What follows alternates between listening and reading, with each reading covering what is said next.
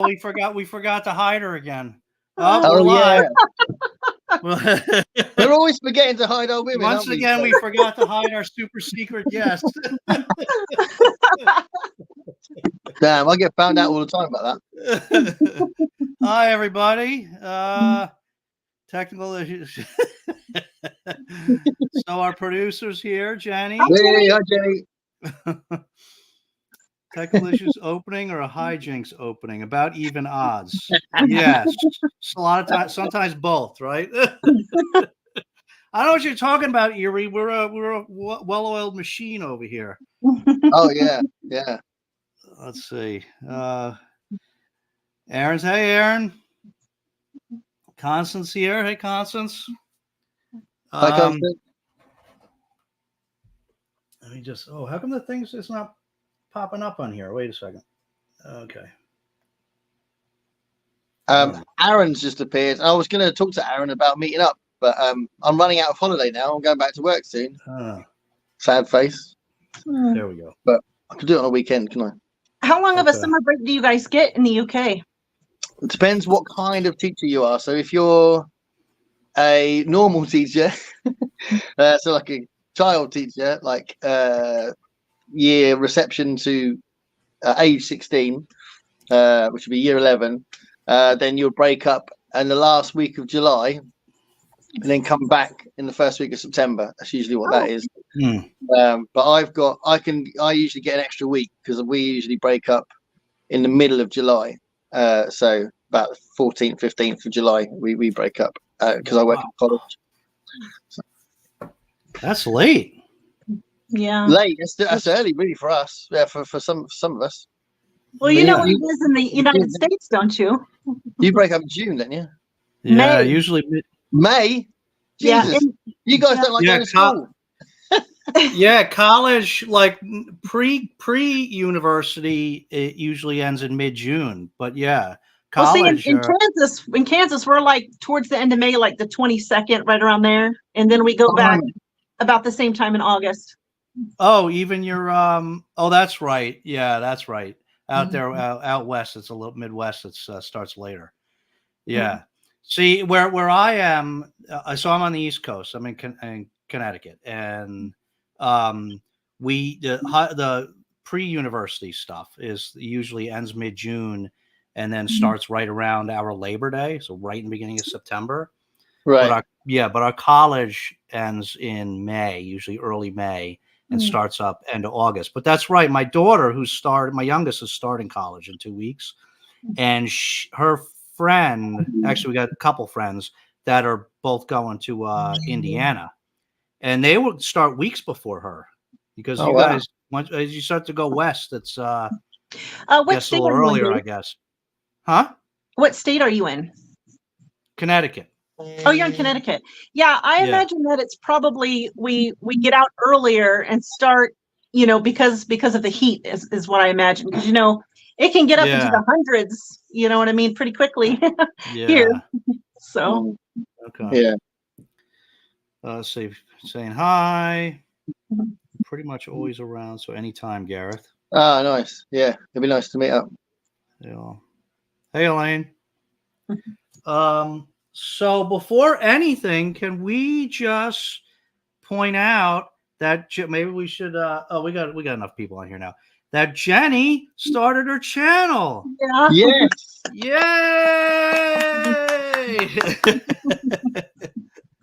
Awesome. Yeah. I somehow missed it when she posted. She posted like a week and a half ago, and I missed it. I didn't see it. Yeah. I just noticed it yesterday. And I couldn't believe it. Her BookTube newbie tag. Yeah. I think that Jenny could confirm, but I think that's the only one she's put up there so far. Is that right? Well, she's put up a couple of shorts too. Yeah, she got a couple of shorts from before, but so anybody, let's keep up here. Let's see. Yeah, everybody watch Jenny's channel and subscribe to Jenny's channel. Everybody's saying hi. Hi, everyone. I got another recommend for Gareth. Hey, Heidi. Hi, Heidi. New book, historical fiction that takes place in Syracuse, called Glorious Exploits. It has a theater theme, and that sounds up your alley. Yeah. Little history, nice, little theater. Yeah. I want my cookies. Settle down, Jenny. Settle down. She says we owe her cookies for starting the channel. I guess we promised Oh her. yeah, We promised her we'd give her cookies, and I've got to find some biscuits that they haven't got in Scotland. I think we've got the same. I think we've got the same biscuits, Jenny. I don't know what you want. What do you want me to send you? Although I've got French biscuits today. Put in the chat what you want them to send you. You know how much it would cost me to send you cookies, Jenny? I mean, I love you, but cookies, by the time they got there, they probably wouldn't be in very good shape. Yeah. It's true. Does it cost you a lot, Gareth, to it probably cost cross the border with nowadays probably about £5, probably £5. Okay. More than it used to. I mean, postage has gone up loads lately, but not as much as sending something to America. When I sent you those books, it was crazy money. Yeah. It was but that's okay. I'm worth it. Well, you've probably binned the Scalzi book, haven't you? So that was a bit pointless. I'm gonna I want the Scalzi book? You probably stuck that in the bin, didn't you? No, I'm gonna read when I was did you ever read any Scalzi, Brandy? John Scalzi? Yeah, I think I read The Old Man's War like years and years ago, but I didn't think I had. But yeah, I barely remember it. No. Oh, you did. So you didn't read. I'm surprised you didn't read his Star Trek parody. No, the Red Shirts. Yeah, it's on the list, but I haven't got to it yet. Yeah. Also, the Titan Preservation Society is also on my list. Oh yeah. Oh yeah, I heard about that. Yeah. When I was banging on trash talk, not trash talking, but I did a little trash talking on Red Shirts. Everybody was talking about Old Man's War, that was much better, and definitely get on that. So I am going to read that one soon, Gareth. See what you think. I mean, it's a whole series now, right? Didn't you? Yeah. You showed one of your videos. You picked up a whole set of them, right? I found all of them in a charity shop for like £1 each or something as well. Good. So how many in the series?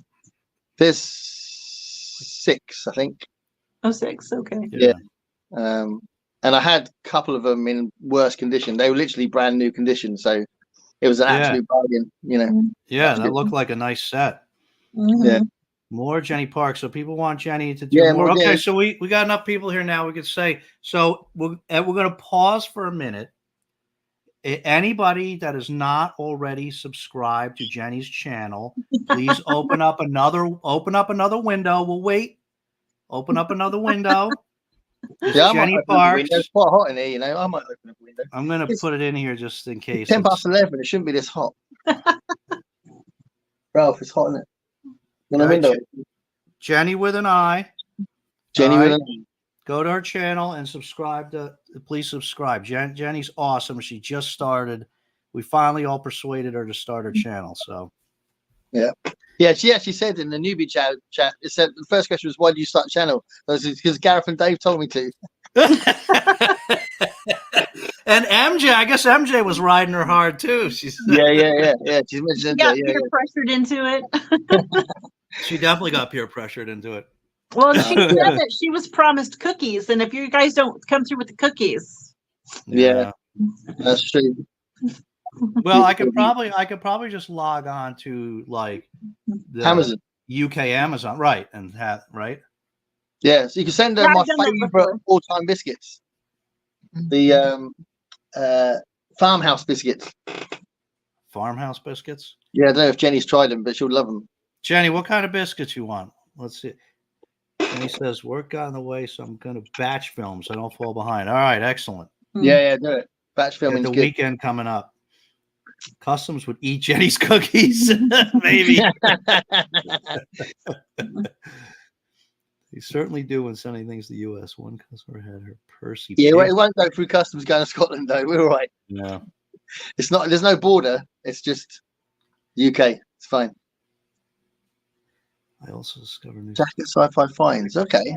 Huh. He's British and he's excellent. I never heard of the books he reviews too. Okay.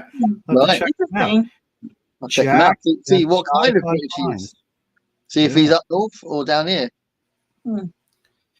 So for anybody that doesn't know, our guest here is Brandy from Booklectic. You should also, if you're not subscribed to Brandy, open up another window. So it's Booklectic. It's B. Wait, is it already on the screen? No, right? B-O. Oh, it is? It's on my name. I have my name in there. I got to put the. Oh, there it is. That's how you spell it. Sorry. Although they may not want to subscribe to me because I'm the worst booktuber ever, and I go through booktubing posts and spurts. Yeah. She'll do like Brandy will do like a wrap up for April in September, won't you? Yeah, right. That's about the truth. But no, they're brilliant videos though, so definitely subscribe to Brandy and maybe encourage Brandy to make more videos as well. I'd rather see Jenny's videos. What, on your channel? That'd be weird.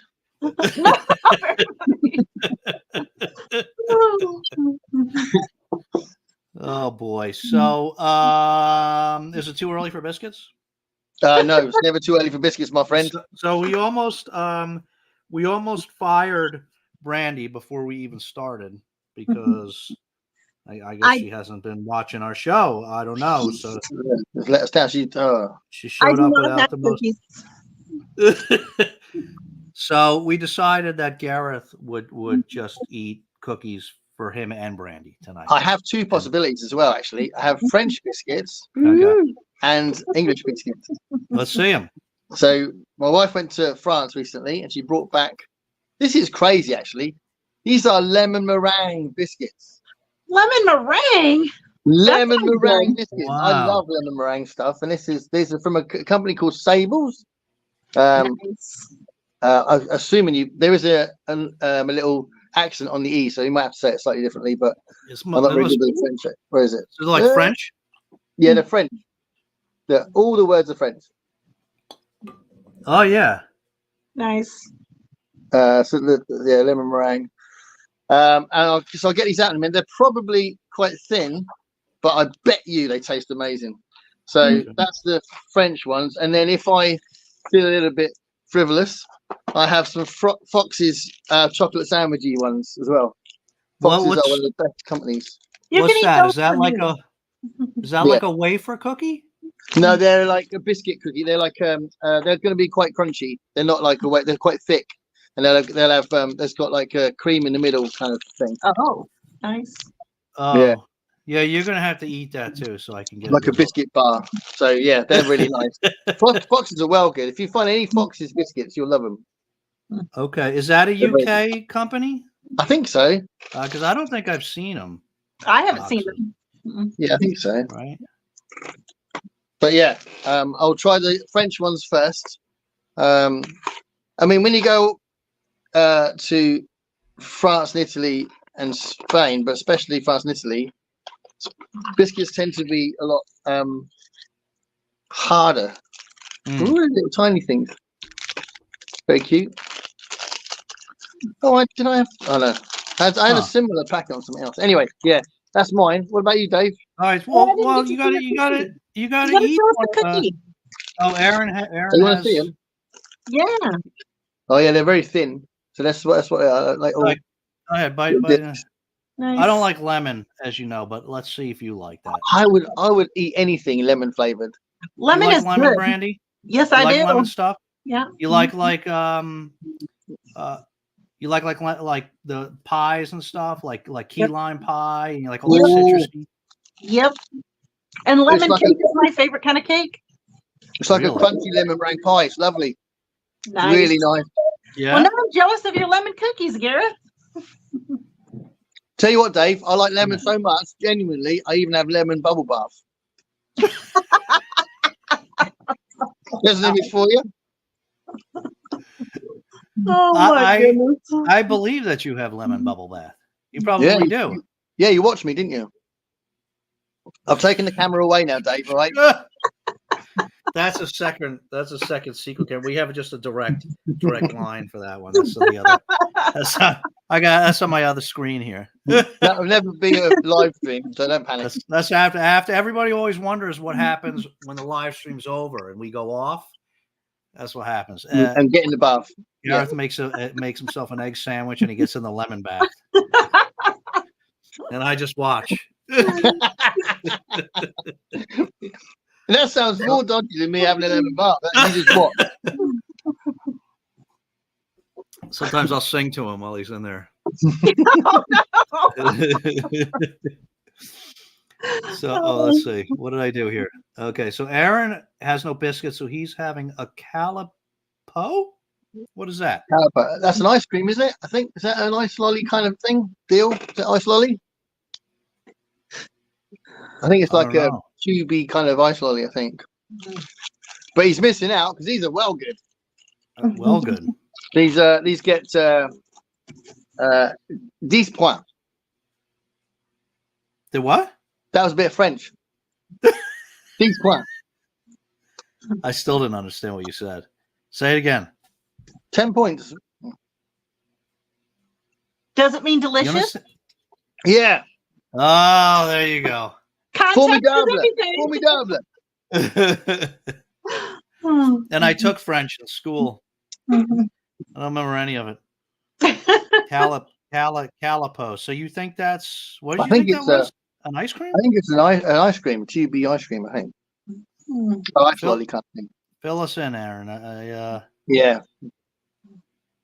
What that is? Jenny's going high class with the Pop-Tarts tonight. I like Pop-Tarts. S'mores and unfrosted strawberry. Did you know, Jenny? Did you know we had? How did it come up? Oh, it came up in the Voxer chat, right? We learned a few nights ago to MJ and I. We were having a group chat. MJ and I learned that Gareth had no idea what a graham cracker was. A graham cracker. Graham cracker. He had to look it up. This is the difference between our countries.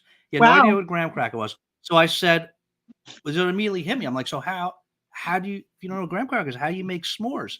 Never had a s'more. Yeah. Never had a s'more. And my wife and my son, who knows what s'mores are, don't think I'd like it.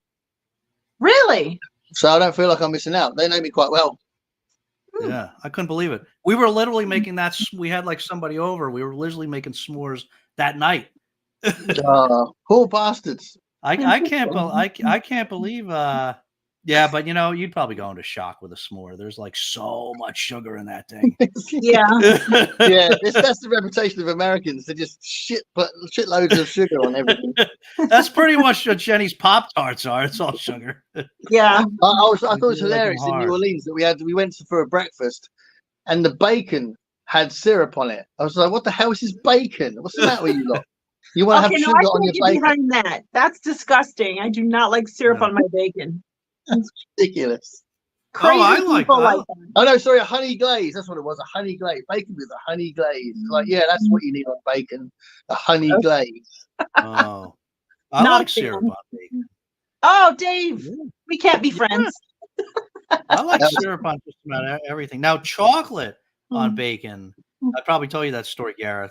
One time I saw chocolate-covered bacon in the store as I was walking by with somebody, and we're like, oh, my God, chocolate-covered bacon. I mean, it's two absolutely delicious things. How can that not be phenomenal? So we went in and we bought this. It was so disgusting, the chocolate-covered bacon. We couldn't drink it. It was awful. Yeah, I can't imagine that. Why ruin bacon like that? I don't know what Jenny's talking about here. It could be in reference to you like dozen. I don't know. Not that kind of show, Jenny. Not that kind of show. Elaine's saving her cookies for tomorrow. Oh, that's right. Everybody, Elaine was nice enough to invite me onto her channel tomorrow. So if you're around at we need to get Elaine on here as well, don't we? Yeah, we do.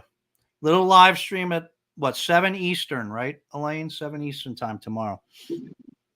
So hold on a minute. She's not going to eat cookies, he calls them, today, but she's going to eat them with you tomorrow. Yeah. Yeah. Yeah, that's kind of effed up from your perspective, right? Yeah, someone's got favorites. Someone's got favorites. Elaine, you can eat. No, forget what I said about her going on my channel. Forget it. You're upsetting him, Elaine. You can eat some tonight. Eat some tonight and tomorrow. Let him know after you've eaten a couple so he feels better. What bullshit. Oh my goodness. Just save my cookies for my favourite booktuber, Dave. Is this the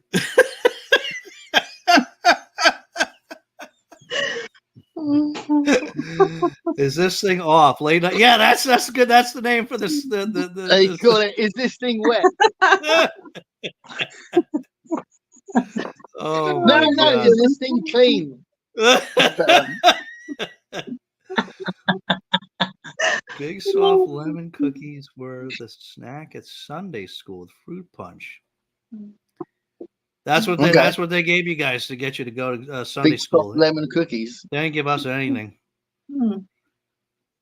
Well, let's see here. Still, we're all. Let's see here. Oop, whoa. I'm trying to do good tonight, Gareth. I'm trying to stay. I have lemon hand lotion. Erie's got lemon hand lotion. Yes. Erie's hand smells lemon. Heidi says, Gareth, you get the yogurt Noosa at your market. The lemon is. Have you tried that lemon Noosa? Lemon. I've had lemon yogurt. Yeah, it's nice. Yeah. Noosa. Oh, is that what I don't have lemon anything. yogurt? Hey? Have you? You don't have Noosa there, do you, Brandy? No, I've never heard of it. I didn't know what it was until you said yogurt. I was like, Yeah. oh, yogurt. Yeah, I don't know. Me neither. I don't know. I don't think I know the Noosa company, but I can look for it. But I'd love it. I definitely would love it. Maybe that's another UK brand. Yeah, maybe. Do But you it'll guys probably have be Chobani over there? Chobani. Yeah. No, don't think so. Oh, I'm yeah, wondering. that's a big yogurt. Yeah, I'm wondering if Sorry. it's like a similar thing, like a Greek, like the thick Greek We yogurt. have loads of types, loads of different companies making Greek yogurt. Yeah. Yeah. I think That's I like my yogurt a little I can't think of any other word, but a little wetter. So you like the thinner yogurt? Yeah, that's it. Yeah. Holy crap! I don't know what's going on. Oh, you don't like? I don't know if I'm coming back. Yeah, I like my yogurt wet. Oh. Oh my god. Diane's here. Hi, Diane. I don't. Somebody saying hi. The Greek yogurt's become really big over here. It's like become the major breakfast food. Is it like that in the UK? Oh, it's always been in the shop. So yeah, I mean, it's Yeah. it takes up a lot of the supermarket shelves. So definitely people love it. Yeah, But yeah, the thinner yogurt as well. There's loads and loads of yogurt to choose from over here. Yeah. Chobani's probably the biggest one here, right, Brandy? I would say so, at least in my area, and it's actually the best. I love Chobani yogurt. Yeah. You know what I just discovered? I don't know if you've seen this, Brandy. I just discovered this like a month or two ago. Is Chobani? Are you a coffee drinker? Yes. Chobani has a coffee creamer. Have you seen this? Yes, I've seen it. It's disgusting. What? Mm-hmm. You've tried it? Yes, because I like Which Chobani as a flavor? brand. Like I drink their oat milk too, but I don't like their coffee creamer. It's not good. Oh, I love the coffee creamer. I'm addicted to it now. And I don't need to put in any sugar. You Just know, have that Chobani creamer. I'm not I a love fan. every flavor I've tried. Nice. Yeah, I'm not a fan of it. I don't know. It tastes too artificial to me. I don't know. I don't know. Maybe in Kansas they got the lemon flavored one, and that's why you didn't like it. I don't know. You can have that with your chocolate bacon, can't you, Dave? You know? They got great. They got like cookie dough. They have like vanilla mocha. They got all these cinnamon. What is like cinnamon cookie or something? I forget. Like they got great flavors. I think over here the biggest yogurt company is Muller, which is a German company. I think that's the one that dominates the shelves over here. I mean, there's Muller? loads, but Muller, yeah. I think they're quite popular. Huh? For yogurt or coffee creamer? The yogurt. Oh, Yeah. I never heard of them. You ever hear of Mola, Brandy? I have not. But back to this Noosa, all of a sudden I'm having a memory of seeing some yogurt on the shelf that I did try, and I think there's a cow on the container or something. Or maybe the container spotted or something, and it had a black lid. I think I have seen Noosa. And I could be confusing it, but I'll have That's to check next time. These are quite sticky as well. Yeah. They stick to your teeth. Very nice. Jenny says calico is basically frozen orange juice. Huh? Ah, yeah. Oh, they're That's spelling what I it two think of the different. ice lolly thing. They're spelling it two different ways though. It's an ice lolly, yeah. It's an ice lolly, like flavored ice. Lolly, Yeah. is that that's a UK term? Yeah, it's like you got ice lollies. It's just We So call what, like them a popsicles, probably. yeah. It's Yeah. popsicle. Yeah. Okay. This every single episode, Brandy. We're exploring the different names for things. It's like a common theme. Nice. Everybody saying hi. 7 p.m. Yeah, tomorrow 7 p.m. Okay. Of course, it's that kind of show. It's after the war. Yes, well after the watershed.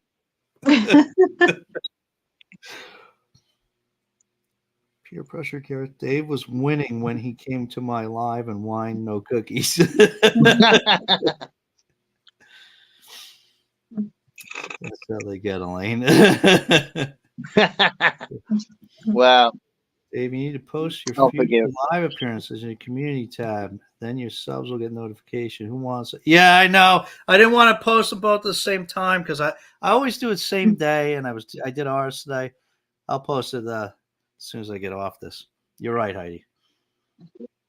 Chobani is good. I've seen Noosa here in Tennessee. You can drink it.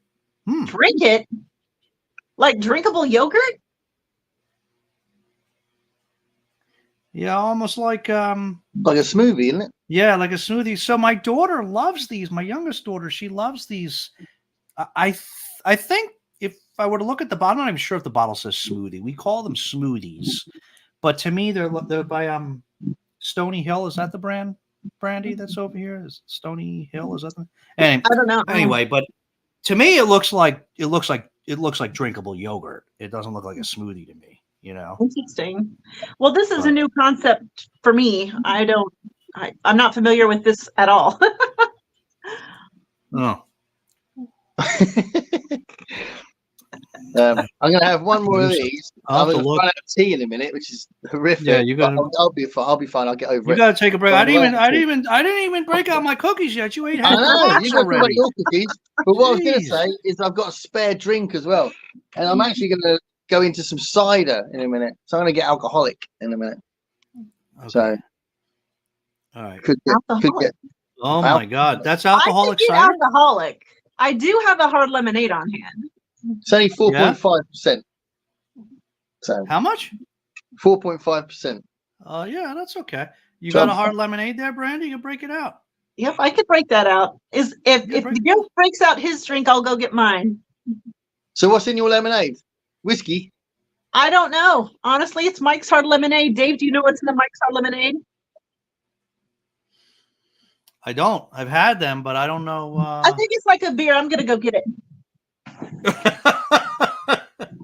Tell you what, when one of the first days we were in New Orleans, we were gasping for a drink because it was quite hot. And I went in the shop, didn't even look at what I was getting, just quickly grabbed a lemonade, and I bought it. And I went outside and I said to Richie, "Christ, that was expensive." And then I noticed that it had vodka in it, so that's probably why it was expensive. Yeah, the vodka sodas. Sorry, Riley Olive's sister wanted to get out there. The vodka sodas are becoming. No, you're okay. You're okay, Olive. You're okay here. You're okay here, sweetie. Look what I got. Look what I got. Olive's biscuits today now she's interested. She's having Jerky Treats original beef recipe. Yeah, we got a little. Nice. No ingredients. Now it's beef biscuits rather than she normally goes chicken, doesn't she? But we got beef today.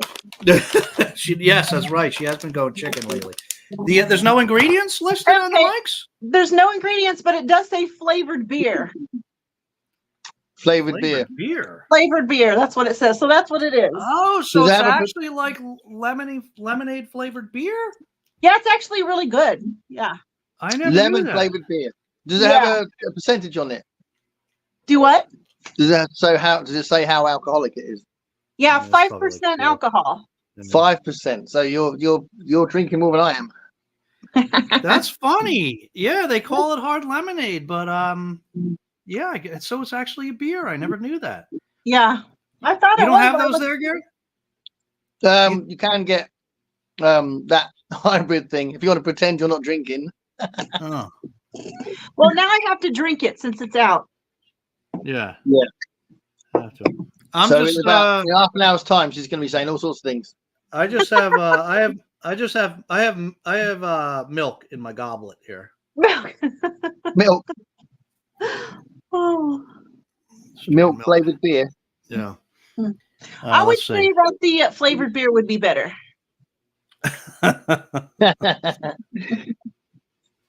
It's not milk. All right. Noosa is an Australian yogurt, but made by an American who discovered it. Ah, interesting. Oh, speak of the devil, MJ's There here. we go. Hey, MJ. Hi, MJ.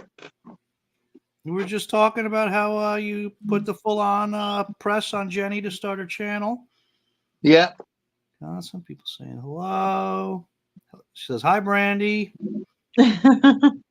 Hey, MJ, Jenny, everybody saying hi. Look for Noosa next time you are food shop. I'm going to. I'm pretty sure that it was Noosa that I'm thinking of. I'm pretty sure. Yeah, I'm gonna have to keep an eye out. I don't remember seeing it, but I'm not a big yogurt person, so I'm not usually. I eat yogurt all the time. Yeah. Are you one of those that eats it for breakfast? Yeah, I have it. I usually take it in my lunch, and then on the weekends I'll have it for breakfast. I actually I'm right now on a cottage cheese kick, so I eat cottage cheese with those little canned oranges in them in the morning.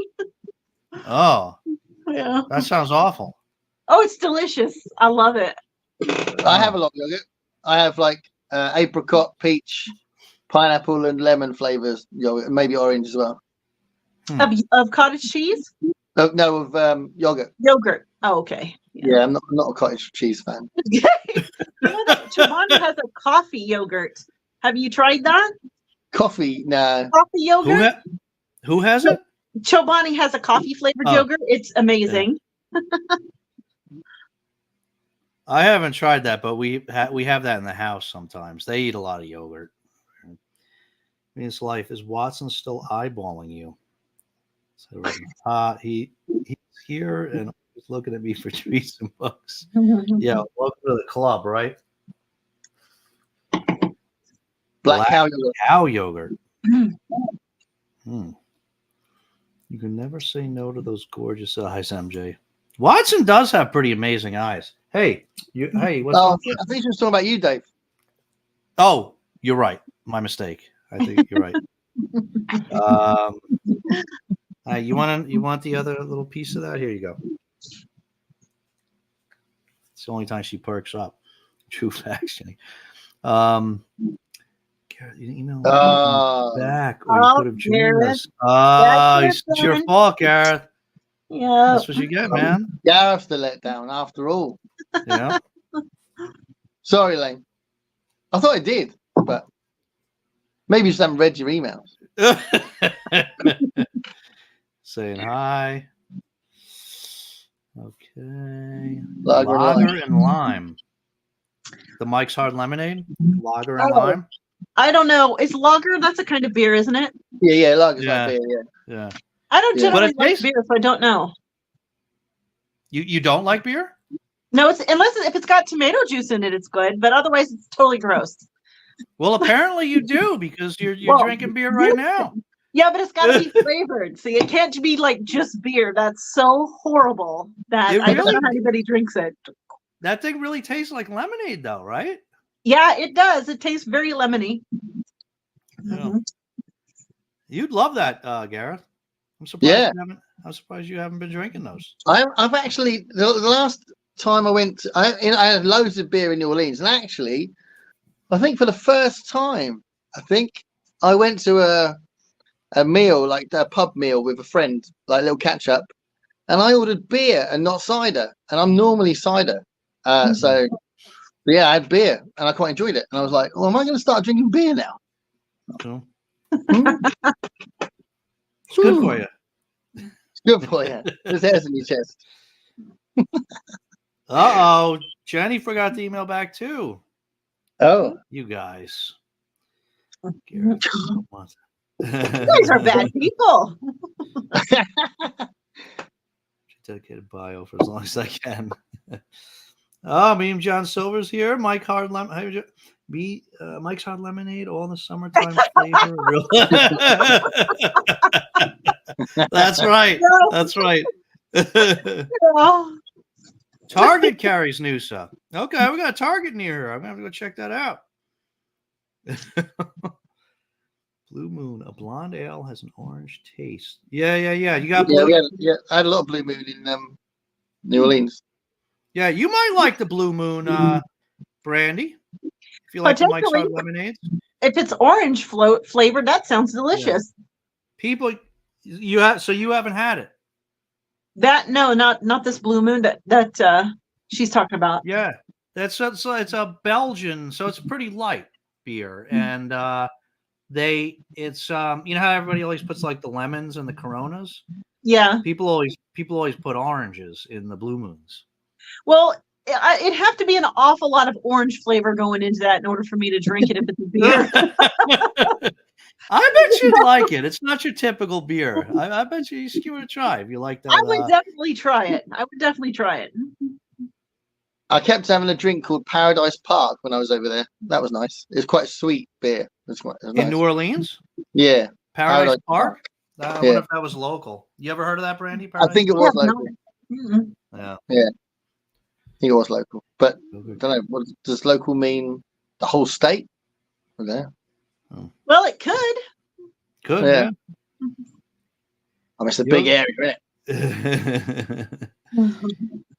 Diane likes yogurt covered raisins. Me too. Delicious, like raisins. Yeah, dry yogurt. Mm. See, I like my cheesecake.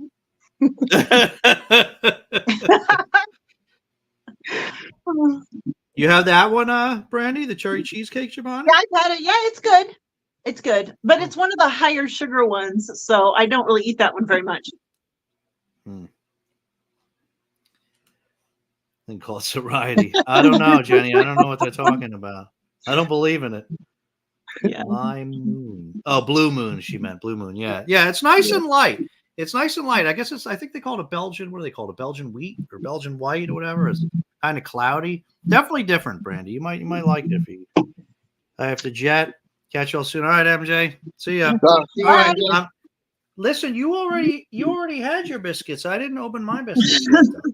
I'm getting hungry. And you had dinner. You had dinner before this. I didn't have dinner yet.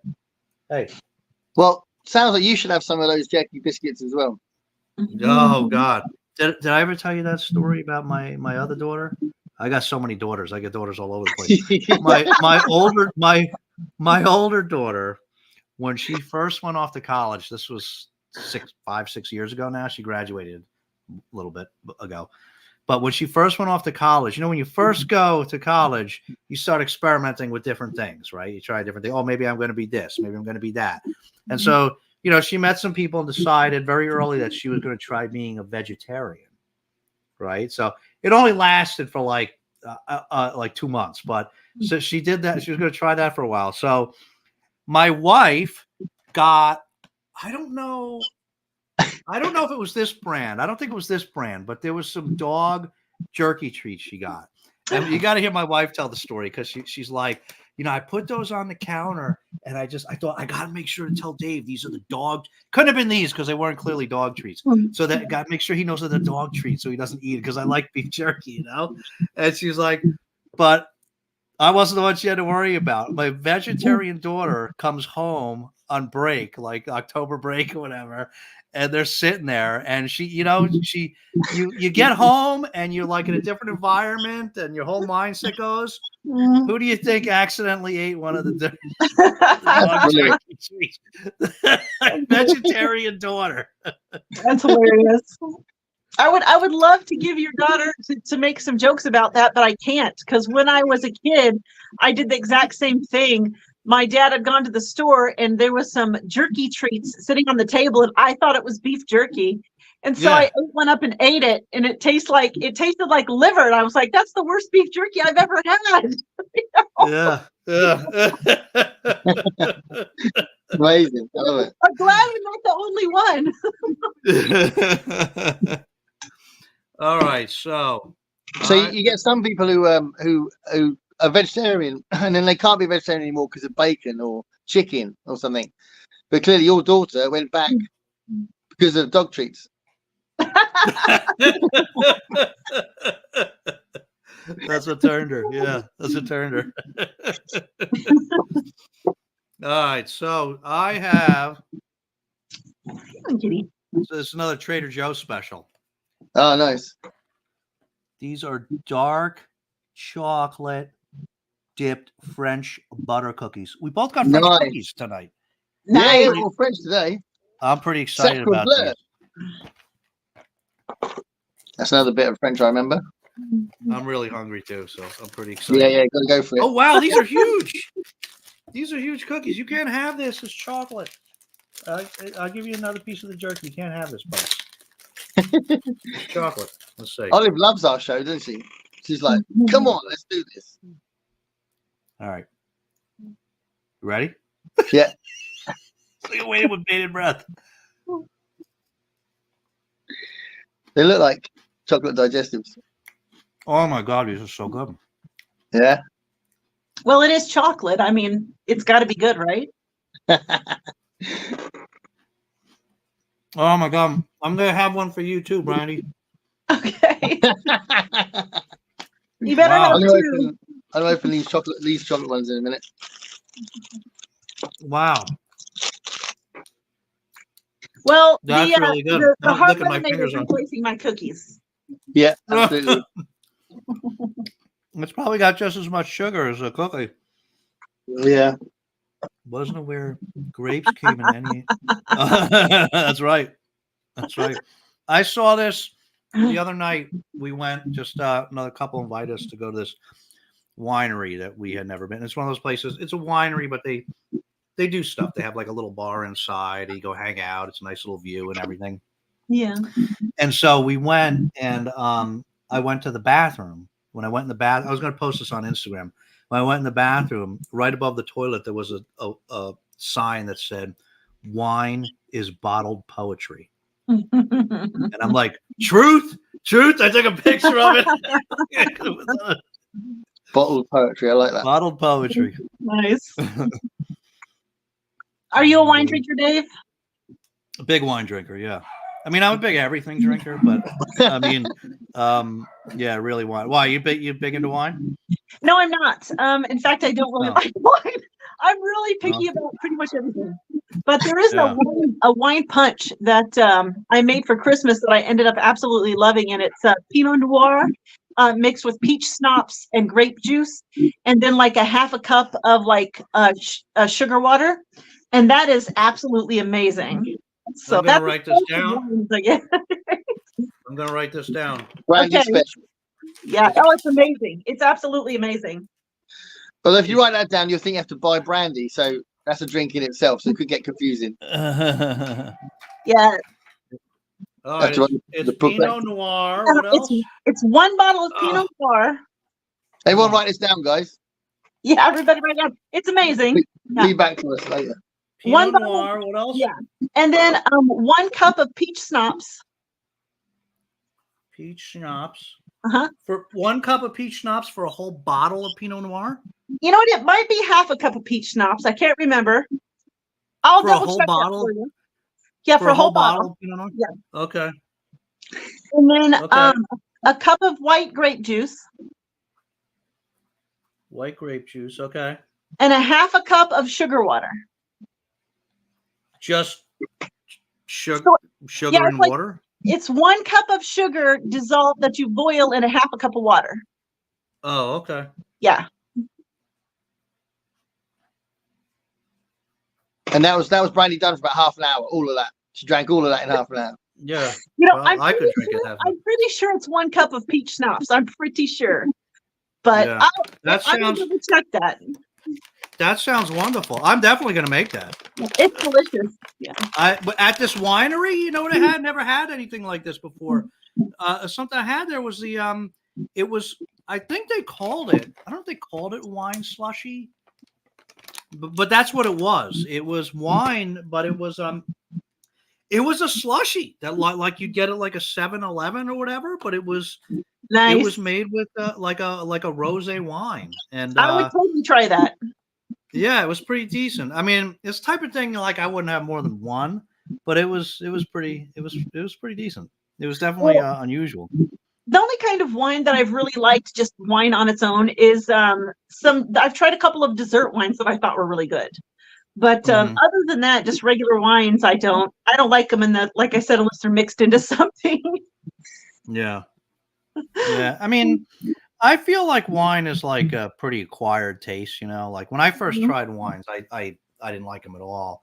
But then I started with the white, and then gradually moved on to light red, and then darker red, and see, I'm of the opinion if you have to acquire the taste, then you don't really like it. Yeah, I mean that's fair enough. That's what people used to tell me about beer. Oh, beer's an acquired taste, and I'm like, well, I don't need to acquire that. I discovered that I liked wine during COVID. Really?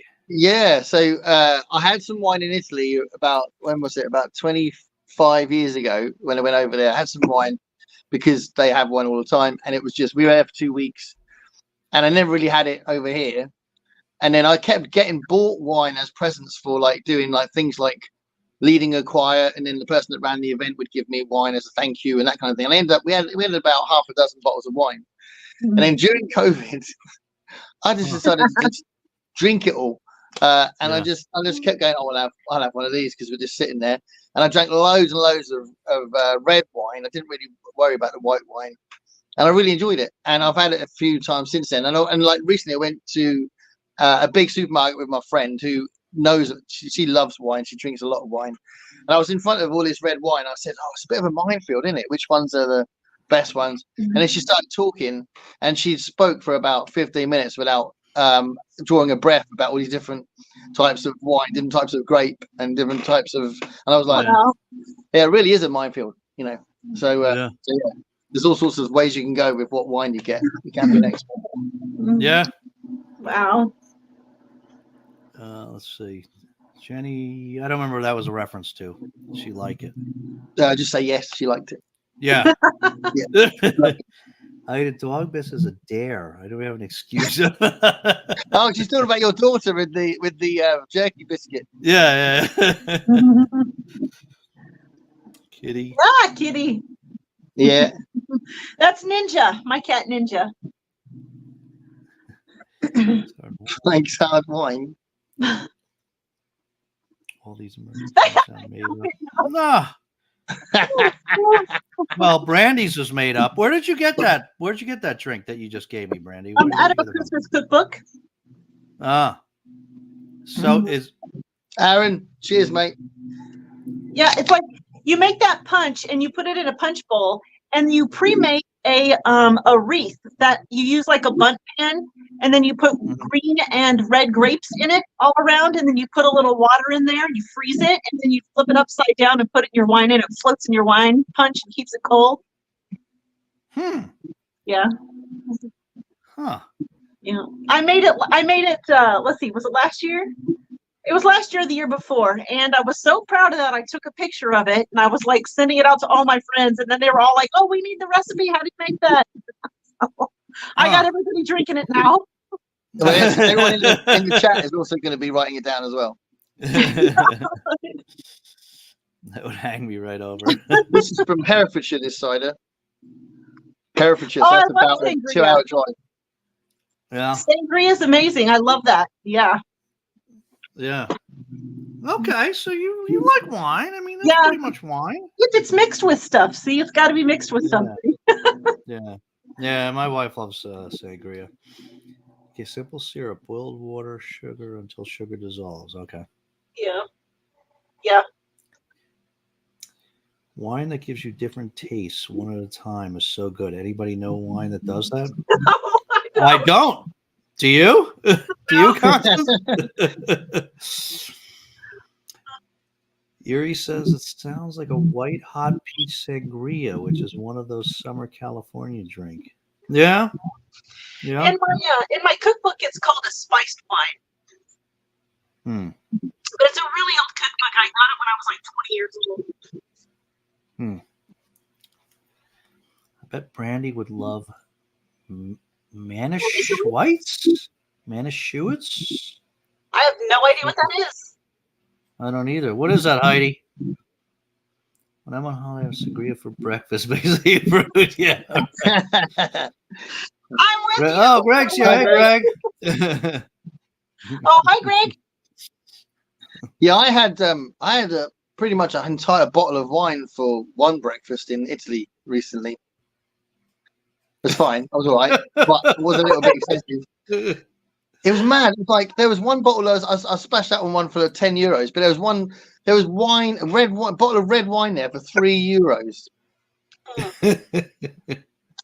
Probably wasn't proper wine. Tasted like it though. Well cheap that was. €3. The wino special. Yeah.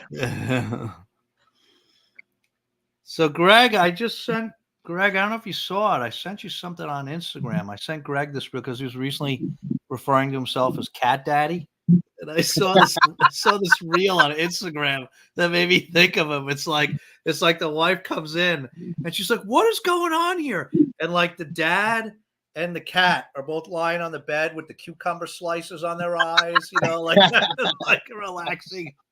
I immediately thought of him. It's like, is this you? I only had that experience one time. It was like magic. He's saying hi. Okay. Oh, all right. So we're caught up. Manchester is a kosher wine, but very, very, very sweet. Okay. See, sweet is new for me. Like, I've had wines that people will say, "Well, what kind of wine do you think you like?" And I'm like, "Well, it has to be sweet." And they'll hand me something. I'm like, "This is not sweet. This is gross." Yeah, it's all relative. Manischewitz in the local Waitrose. They have a big selection there. I'll try that. Yeah. See if they got that in there. Maybe. I'll have to check that out. It's the posh shop around here. Oh. Let's see. Well, I'll have the bigger selection, to be fair. Too common for wine, no sophistication. Same. I saw. Well, you're a Pop-Tarts girl, Jenny, so I don't know what she's good about. I saw that read. Brilliant. Hey, cat. Talking about cats. They say hi. So I was thinking, since we have Brandy here, I was wondering if we should actually talk a little bit about books tonight. Yes, let's actually try and tackle the book. That would be novel, wouldn't it? Because I know you two are really big proponents of the whole book trek thing.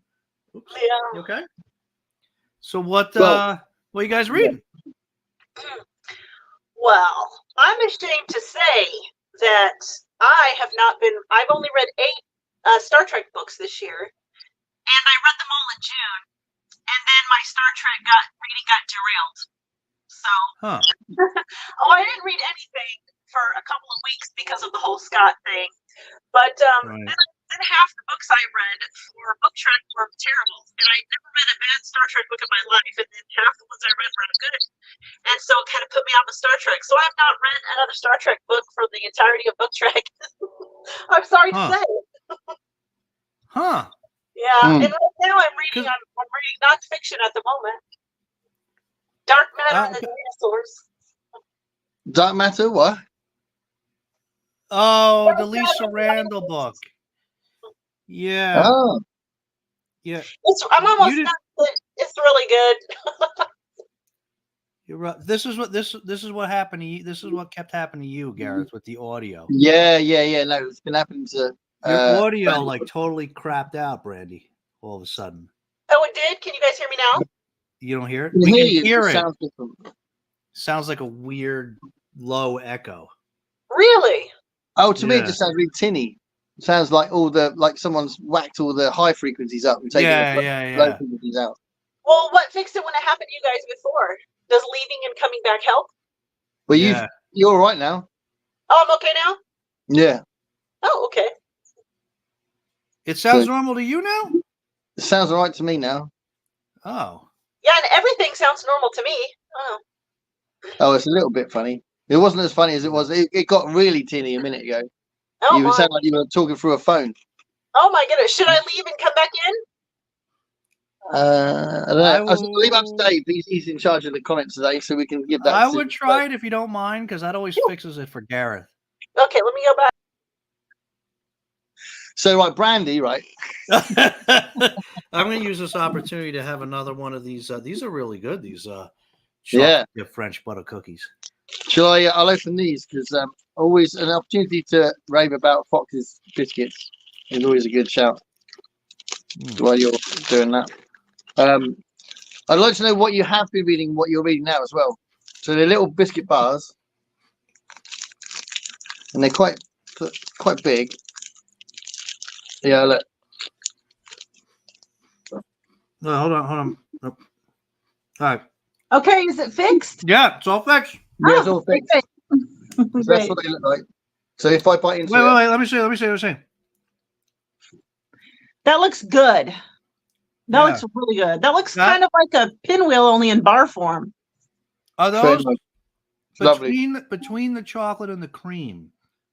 What is that? That almost looks graham crackery to me. What is that? What's that like? It's just biscuit covered in chocolate with cream in the middle. That's all it is. Is it like wafery? No, it's biscuit, like a cookie biscuit. It's like a okay. I guess. So it's crunchy. It's not like a cracker or a. So kind of like a sandwich cookie, only dipped in chocolate. That looks good. Is it? It's good. Oh, they're so good. Anything from that company is brilliant. Yeah, that looks good to me. If I ever got offered a sponsor thing on my channel, these biscuit companies should start sponsoring us. I'll tell you what. Yeah, no, they should. They're out of order. Jenny says thanks for the sub. Oh, okay. So for anybody that wasn't here before, we got 20 people watching now. So we're going to repeat. Jenny Parks. That's what the channel name is. Okay. Jenny just started a channel. Open up another window if you're not already subscribed to her. Type in Jenny Parks and subscribe to her channel. You won't regret it. Right, Jenny? Nobody will regret it. Oh, that's so nice. I could eat 10 of these. Yeah. I won. 10 of them, man. But they're so lovely. We got to keep an eye on you.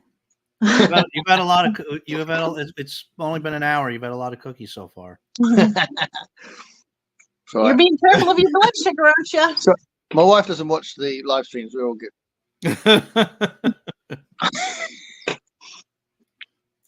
We talk about books here since when? I tell you what, I'll never forget. It's happened a couple of times. When we start talking about biscuits, people start going, "Whoa, hold on a minute! You should be talking about cookies." They want to steer us back. Yeah, they want to steer us back. They want us to talk about books. That's where we're going wrong with our actual videos. Well, thanks for the follow as well. So, what are you going to read after the Dark Matter and the Dinosaurs? Oh, I'm going to do a buddy read with Mark Richardson. A Morbid Taste for Bones by Ellis Peters. It's a Cadfael, like Brother Cadfael chronicles the first one. Yeah. So I'm going to read that with him. What is that about? I don't know anything about that. It's a monk. So like in the medieval times, it's a monk who investigates crimes like murders and things, like murder mystery, only medieval times, and the detective is a monk. Okay. Yeah, it's a cozy kind of mystery, isn't it? Yeah. There was a series over here called Cadfael as well, where they kind of dramatized the books as well. Yeah. That Lisa Randall book that you're reading, how are you liking that? Loving it. It's fantastic. Love it. So I don't know that came out a couple years ago, right? It's 2015. It's a bit old. Yeah. So that's an interesting title, Dark Matter and the Dinosaurs. So Yeah. what's the general Okay, theme? so there really isn't a connection between the dark matter and the dinosaurs, other than a loose idea that potentially dark matter could have something to do with the comets and asteroids that are kind of flung around in our solar system. Oh, okay. So, but it's mostly just about dark matter in general, and then she covers a lot of other things to like kind of get to the dark matter stuff. Okay. So, but yeah, it's really good. It's really fascinating. I'm really enjoying it. She covers a lot of really good information, and she does it in a way that you can understand and absorb. So, yeah, I'm Okay. really enjoying it a lot. Okay. Yeah, I picked up years ago. I picked up a book of her. Was probably her first book called Warp Passages. Did you read that Oh, one? yeah. I did not read it, but I am aware of it. Yeah. Yeah, I only read a little bit of it. It was one of those ones that I put. Not that I wasn't liking it. I just put it aside and never got back to it. But Yeah. yeah, she's interesting. She's interesting. Yeah, no, I mean she's a very respected physicist. She's it's really funny. It's the way you said it. It's like instead of saying she's interesting, you went, she's interesting. No, I really meant it more of like who, because most of like the top physicists, right? They just honestly most of they tend to be old men, right? And so she, especially when she first popped on the scene, and was like already like a top physicist. I mean, she's a little older now, but she's a pretty young woman, and you know, like hobnobbing with you know, she like Stephen Hawking was around when she first popped on. It's good that they're accepting her, really, isn't it? Because sometimes people were able to do that, but they wouldn't let them in. Yeah, they wouldn't bring them into the circle. Yeah, come on. That's pretty good. Well, that book is great, but I don't know. It's hard for me to judge anymore. Like, if a book is good for somebody who doesn't read a lot of those kind of books or not, because I've read so many of them by this point, I have a hard time telling the difference. Yeah. But I feel like it's easy to follow, and she gets into some like particle stuff that I'm like, well, I need to go back later and kind of look some of that up. That part I kind of got a little bit tangled up in, but it wasn't like it was overly complicated. She was just talking about some things that I've never looked into before. But the rest of it, I feel like is pretty easy to follow. So yeah, I did a nonfiction. Did it come out? Yeah, I did a nonfiction book tag recently, and I talked about the dinosaur book that you. Rise and Fall of the Dinosaurs. Yeah. That's a fabulous book. That's accessible for anybody. Anybody can read that book. Yeah. Oh, that's the new one you're talking about. That one. Quite new. Yeah, it's only a few years old. Yeah. Fabulous book. So good. Anybody could read that. It's really accessible. It's excellent. It's got lots of stuff about paleontology as well, and the way they do it, as well as. Yes, it does. Yeah. Really good. Yeah. That's the one. I think it's the one I'm thinking of. There's another one that's the Rise and Fall of the Mammals. Right? The Rise and Reign of the Mammals. Yeah. Okay. All right. Yeah. Now I have that one, but I haven't read that one yet. So, but you know, the Rise and Fall of the Dinosaurs was so good. I imagine this one's going to be good as well. Yeah. Oh, you know, maybe I'll pick that up. I looked at it and I got a little intimidated because it was kind of long. You know, it's really easy to read. Really easy to read. Yeah. Even if you don't know anything about dinosaurs, you can read that book. Hey, who said I don't know anything about dinosaurs? Even you could read, Dave. Even you could read, mate.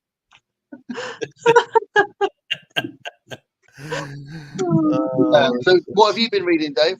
I have been reading. So I've been reading Garbage. Of course. For Garb August. So I was reading this one that's coming to you next. I'm in the middle of 3.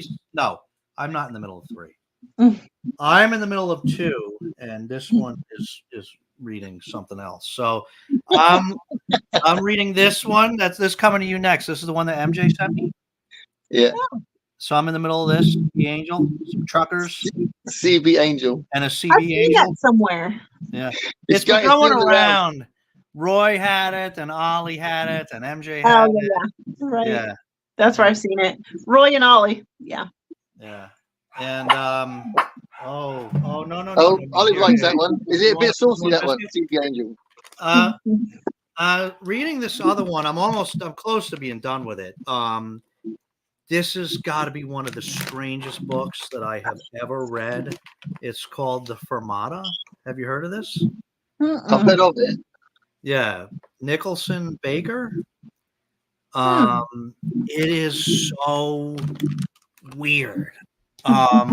It's it's about this guy. He's like a 35-year-old, and he has this strange ability to drop into what he calls the fold, and sometimes the fermata, like the fold, where he learns how over time he learns how to do it, but just like random things like moving his eyeglasses or like plucking a piano string or something. He has to learn different things that can help him do it, but it's just certain things like in connection with his anatomy can make him drop into this fold, which is basically he stops time.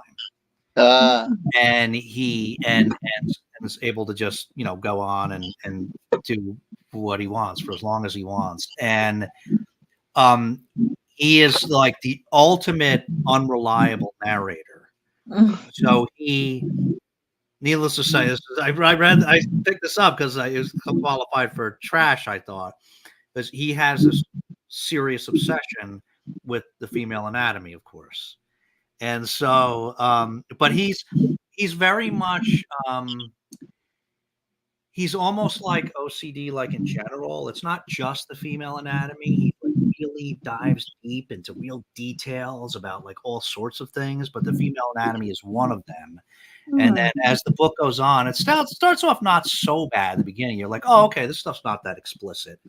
And then it gets crazy. I mean, it's one of the most crazy explicit things that I've ever read.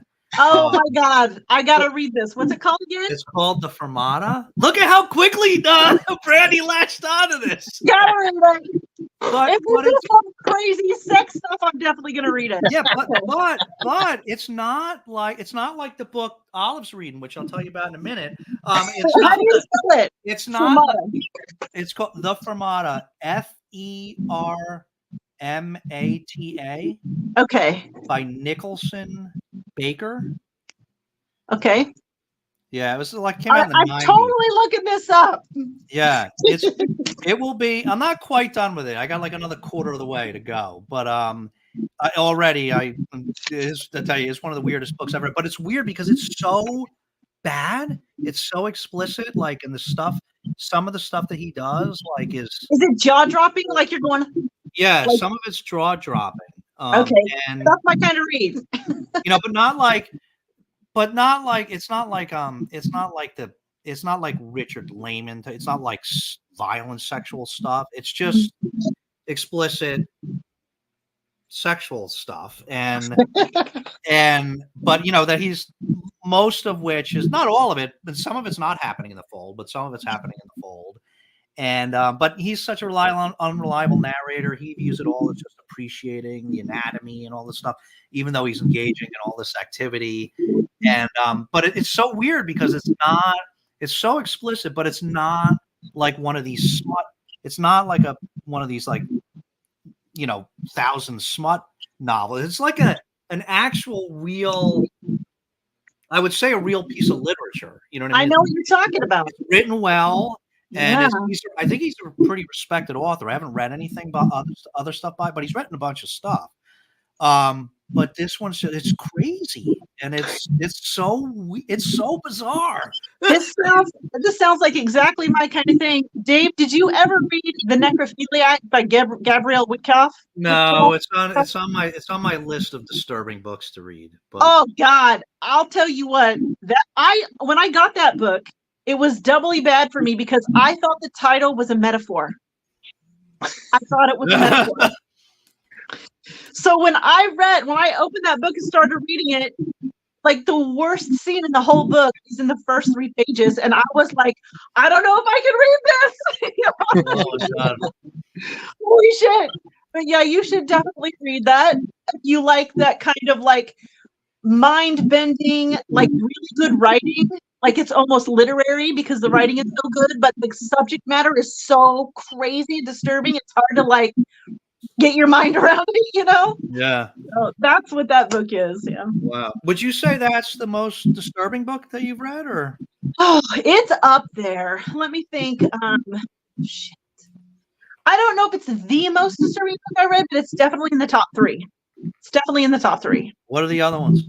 Well, another really disturbing book I read was by Kitty Thomas, and it's called Big Sky. It's called Big Sky. Now that's actually like erotica, so it follows a kind of romance novel format, but not really, because it's a love story. It's a kidnap story, and the girl develops Stockholm syndrome, and it goes all into her mental interpretations of how she gets imprisoned and how her mind is manipulated into feeling like she's in love with her captor. It really messes with your head when you're reading it. And that blew my mind, and that was very disturbing. Well, who's the author? Kitty Thomas. Kitty Thomas? Yeah. Okay. What else you got? And then the same author. I'm sorry, I've read a bunch of these kinds of books. Another author, the same author, but another Kitty Thomas, was Comfort Food, and it's another Stockholm syndrome story. It's not as sort of crazy as Big Sky is, but it's up there. It's definitely up there. Yeah. Okay. All right. You like the disturbing stuff, Garrett? I was just, as you were asking, I was wondering what is the most disturbing book I've read, and I don't gravitate to it that often, but I think I was pretty disturbed with Tender is the Flesh. Yeah. Oh yes, I read that. Yeah, that's quite strong. I didn't see that ending coming. That I was like, what? Yeah. I actually had a nightmare, which I don't normally have. I definitely don't normally have nightmares because of books, but I don't actually have nightmares very often anymore. And that was quite a shock. And I know it was definitely down to a particular chapter I just read. And it was just like, I can guess. Yeah, well, it wasn't reenacted in the dream, but it was a very violent dream. And my brother-in-law was beaten up in a pub, and it was a horrible dream. And I woke up and I was like, Jesus, I think it's fallout from what I just read the night before, Yeah, it So, probably was. Yeah. Without spoiling, when it was doing the walkthrough through the plant, because I know you must have made this connection, Garrett. Did you think of that Walking Dead, that later season when they went to the, what was it called? Sanctuary? Yeah, Sanctuary. Yeah. You know the scene I'm talking about? Yeah. Barely escape. Yeah. I thought of that when I was like reading that part of Tender is the Flesh. You Walking Dead fan, Brandy? No. I don't really watch very much. I saw the first episode of Walking Dead by accident, and I was like, did this guy read Day of the Triffids? Because this is a different version of the opening of Day of the Triffids, where the guy wakes up in the very hospital. similar. Yeah, he's in a coma. Yeah, only it's better in Day of the Triffids because he's blind on top of it. But yeah, that's all I saw of it. I don't really watch a whole lot of stuff. It's got to be something that I think is going to really like just blow my mind in order for me to actually try to watch it. So is that what happened in Sorry, go ahead. No, I was only going to say just a quick one because obviously Brandy's not into it, but I think the last time we spoke about it, I was about to watch the Daryl Dixon series, right? Oh, okay. It's absolutely amazing. It's amazing. Oh, yeah? Yes, it's only 6 episodes, and it's the best thing they've done since the main series, I think. I think it was just phenomenal. Oh, okay. It's set in France. Maybe I'll watch that later tonight. I always say that. You said, right, or these things. I'm like, okay, maybe I'll watch that after the live stream. Oh, it's so good. It's so good. The plot's really good. There was one bit where I said to my wife, she said it back, I really hope they don't end with this sort of thing, this kind of like religious thing. And they didn't at all. The ending's fantastic, and just every single episode is amazing. So it's really well written. And it's set in France, which is different. And there's like he basically gets involved with a kind of like a little turf war, and it's really good. 6 episodes, it's very concise, brilliant. It's pretty amazing. He was my favorite character, so it's pretty amazing. I haven't watched it yet, but yeah. Well, my favorite character was Michonne. So, is this like a spin-off of Walking Dead then? Yeah, they've done 1, 2, 3, 4, 5 spin-offs now. Oh my gosh. Yeah, they did 11 seasons of the actual main show and then 5 spin-offs. Yeah. Wow. And I think most of them have been really good. I didn't like the children one, The World Beyond. I didn't like that one much. It was all right, but it wasn't great. And I think there's been lots of Fear the Walking Dead, the first spin-off. Lots of that was good. But these new ones are well good. I think they're really, because they're making them really short as well. So they're like little tiny stories, and I think that's really good. Yeah. I'll have to check it out. Yeah. Anyway, it's pretty amazing that he like he wasn't even in the comic, but he became such a favorite character that. Yeah, I doubt he was in it for that long, but everyone loved him, so they kind of made him the main character, didn't they? Yeah. But he had some really interesting things with Merle in the early days, didn't he? His brother. Yeah. With Merle. Yeah. So, Brandy, is that how Day of the Triffids started? The character wakes up from a coma? Yes. Yeah, he's in the hospital and he wakes up. He's had he's got bandages on his eyes, and he doesn't know what's going on, but he can't get a nurse. And it's really, really like you really feel like you're in that room with him, experiencing everything. And it talks about the things he hears. And he's scared to take the bandages off his eyes because he kind of doesn't want to know. He knows something's wrong, but he doesn't want to admit to himself that something is wrong. So it takes him a long time to actually take bandages off, to see what's going on. Yeah, and because he was under having that operation stuff, he avoids what everyone else gets from the blindness because they all look at this big solar flare thing. Right. He's not blind because of it. It's brilliant. If you haven't read the book, man, you should have read Day of the Triffids by now, Dave. You lose I know. That's so good. So good. Amazing. I guess this is a common vehicle for introducing an apocalypse because the 28 Days Later was the same thing. Yeah. Well, Day of the Triffids is older. By a lot. By a lot. late 40s. Yeah, I think it was 40, 49 or 40, maybe 49. So I'm thinking 46. Yeah. It's after World War II, real soon after World War II. So they're all copying. Well, I'm doing Winter of Windham again, so do it then. Read it then. Yeah, Dave. I just picked up another one, Gary. I didn't do my book haul video yet, but I went to that big book fair and I did find an old paperback of another Windham book. Which one? I'm not remembering the name now. Is it Midwich Cuckoos? No. Is it The Trouble with Lichen? No. Trouble with Lichen? The Chrysalids? No. Chrysalids are red. With Brandy. Stowaway to Mars? No. It's a big Kraken? No. Oh, the Kraken Wakes, I mean? No. The big one? He only wrote short ones. No, but I mean, it's a popular one. Yeah. I'm trying to think of another one. Yeah. There's another one. I can't think of what it's called, though, but... You've done the biggest ones, I think. Yeah. Oh, there's a short story one. The Stowaway. What about this? Is it the Stowaway? No. It's over there. I'll go get it. Yeah. I'd love to know what it is. I mean, you'll do your video soon, but yeah. Let me look. I'll just look. Now the suspense is up. Talk amongst yourselves. Well, I'll tell you what, while he's doing that, as I'm talking about book hauls, because I've had obviously the big New Orleans trip and I bought loads of books back from New Orleans, but I also had 2 days. Yeah, that's cool. I'm glad you saw that. Yeah, so got loads of really great things there. But I also went to Cardiff in Wales for 2 days. And if anyone watching here is in the UK and goes to Cardiff, you've got to go to Tromark Books. And there's a massive bookshop. It's an amazing bookshop. I've got some loads of really good stuff. But I actually thinking about this, I got this off eBay. But this is another Charles Adams book. Wow. And I collect these. I've only got 3 to get now, so I'm really, really chuffed. It's not perfect condition, but it's all right. And it was really cheap considering his books are so expensive. One of the books that I knew I needed that I found in London recently, it was 60 quid. And the guy was kind of selling it to me as a cheap book for 60 quid. And that's what Charles Adams books are like. So this wasn't too bad. It was only like a tenner. So I'm very excited to nearly have all of the ones that were released when he was alive. So there was 11 collections brought out when he was alive.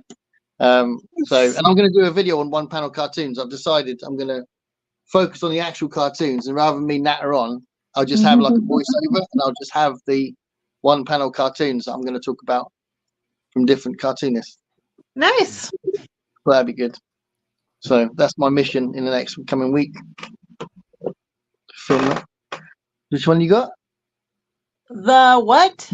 The Infinite Moment. Oh, the The Infinite Infinite Moment. I don't think I know that one. Oh, that's not a That's- big one. No, I think that's a. Isn't that a different name for one that we've already mentioned? Oh, this I is don't know. it's a collection of stories, I guess. Oh, Hmm. okay, cool. Interesting. Okay. Six tales of time Which ones are travel in- and parallel worlds. Nice. It's got, let's see, Is it that? There's the Seeds of Time in that. Stitch in Time. Stitch in Time, yeah, that's quite good. Consider her ways. Yeah, Odd. How do I do? Stitch in Time. Random Quest and Time Out. I think. Yeah, that there's a book called Consider Her Ways, which has got some of those stories in it. I think. Oh, okay. Hmm. Hold on. Let me catch up here. We're pretty far behind. He's a now. really good writer, John Wyndham. Yeah. Thanks.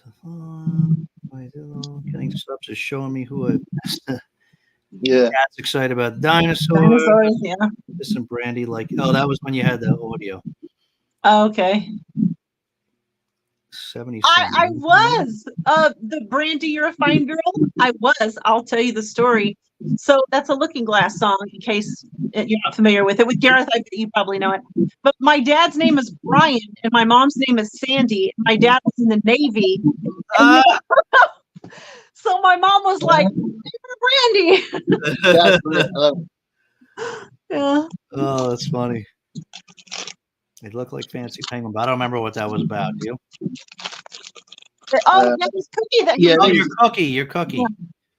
Yeah, they are similar, but they're nicer. Yes, It's just better- Heidi, better. I'm with you. Mel Mars. Mm. If you confused about biscuits versus cookies. Get a Costco s'more cookie now. Mm. Yeah, we got s'more everything over here, Gareth. I can't believe you didn't even know what they were. I mean, we got s'more flavored everything. Yeah, s'mores are a big deal over here. Aaron likes that book you're about to read. Ah, nice. Nice. Opened with a book an hour ago. Opened with a book. What does that mean? Yeah, Heidi's first comment was a recommendation. Oh, that's right. Oh, That's right. okay. That's right. Heidi's trying to keep us on track here. Uh-oh, what'd I just do? Shoot. What I've did you always got do? a table of books to talk about. I've always got like loads of books to talk about, and we just don't always get there. Hold on. Let me oh, wait. Yeah, okay. Hey Cat. Sorry, let me just catch up a little bit. We're really far behind here with these garbage August books. I am. Are you guys both doing garbage August or no? I haven't been.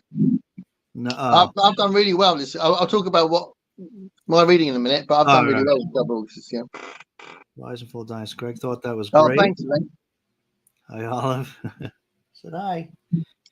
How many has Olive managed to devour? Well, I didn't get to that one, but she's in the middle of her first one. She's in the middle of the first one. That's a saucy book, isn't it? Yeah. You know the series? You read any of these, Brandy? No, I don't really read a lot of like romancy type stuff. I do like erotica, but even that's every now and then type of situation. Yeah. I mean, I guess it's romance, but it's real smut romance. You know what I mean? It's intense. I guess it's styled. Yeah, I guess it's styled as sci-fi romance, but it's sci-fi smut. What it is. I mean, that's what she tells me. I mean, how smutty are we talking? Are we talking like putting somebody like kinky stuff kind of smut, or are we talking like normal, just a lot of sex kind of smut?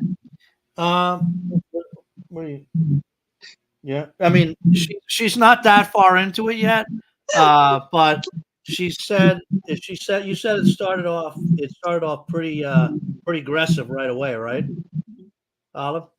You said it was pretty aggressive right away, right? Yeah, it was pretty. Well, I mean, let me put it this way: if it's not if it's not making my jaw drop to the floor because the sex acts are so crazy, then I'm probably going to be just eye rolling the whole thing. Okay. I don't know. Ask Olive if there's any doggy style in it yet.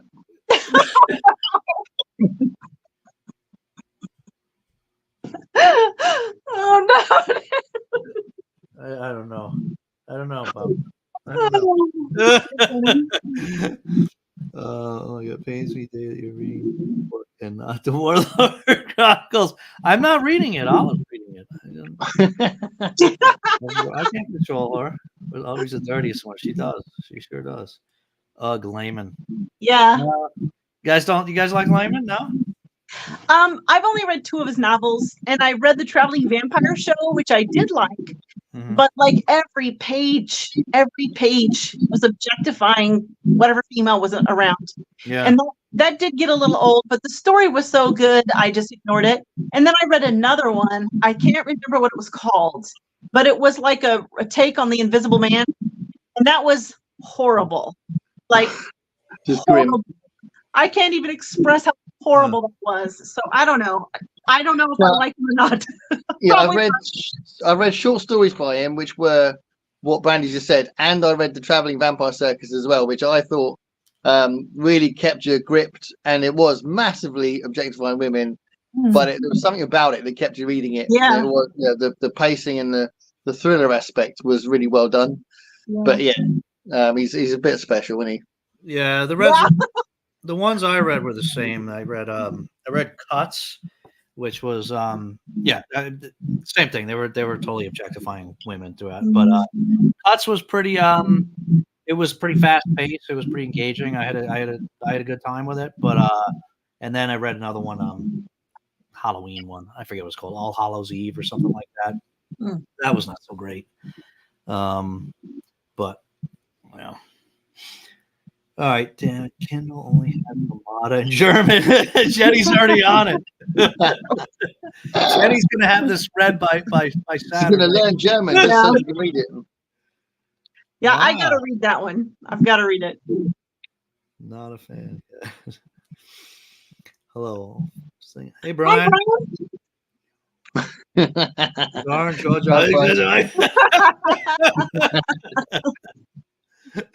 Yeah. Oh. For my hatred of that horrible author. Oh, is this right at the end now? Huh? We got to the end. No. Just catching up here. Hold on. I'm saying hi. Never any Layman yet. I think I have a couple. Hard to remember what the number of books on my Kindle. Yeah, what'd you have? You had like 1,500 books on the Kindle, right? Yes, you got an enormous 2,500 or something. Something absolutely ridiculous. Oh. Biggest TBR in the world. Jenny, we do not speak of ridiculously overloaded. Are you a big Kindle reader, Brandy? Not a big Kindle reader, no, because I like physical books, but I do read on my Kindle. Okay. Yeah. Gareth and I both big physical book. Yeah. So I get the convenience of it though. I'd like to do it. I'd like to dip into it, but I just can't get into it. I can't sustain the reading of something for long. It just doesn't make it. But I wish I could. I've started to read some on the Kindle, it's when I have multiple books going, I'll have it on my Kindle. Like that'll be the one that like I have an iPad stand that holds the iPad above my face when I'm going to sleep. So like when I'm reading in bed, it'll be on the Kindle. You know, that's good. Make sure it don't fall on your head. Yeah. Layman. Oh, Greg's still here, or he's back. Yeah, Greg's here. Can be amusing if you look beyond his obsessions. Yeah. It's Halloween weekend. Oh, happy Halloween. Hey, what? I think she's talking about the book, isn't she? It's Halloween weekend. Oh, the Layman book, All Hallows Eve. Yeah. Yeah. Yeah. Oh, does she mean that's what it was called? I don't know. I thought that's what she was saying. Yeah. Day of the Triffids, amazing read. Yeah. I wish it was ridiculous. Unfortunately, mine is an avalanche. The Kindle backlog. Yeah. Yeah. Oops.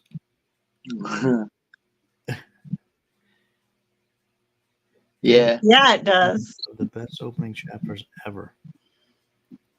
Yeah. I got to read that one. It doesn't. It stays good all the way through it as well. Yeah, it's on my list. That was going to be one of the next Wyndham ones that I read, but because I had a good time with that Chrysalids that a few of us read, Randy, and we read that with Scott actually, and yeah, we did. Randy and Brian. We had a big good group going for that one during your winter of Wyndham, Gareth. Yeah. All of us rather attend this evening. Must be all the talk about perversion. Yeah, probably. That's what it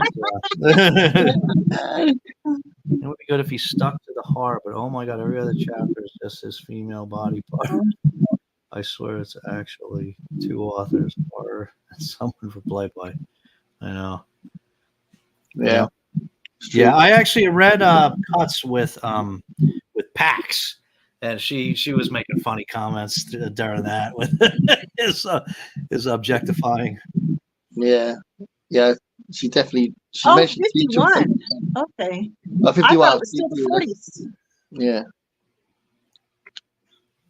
I just downloaded the audiobook for the Day of the Triffids. Thanks. All right, let us know what you think, Heidi.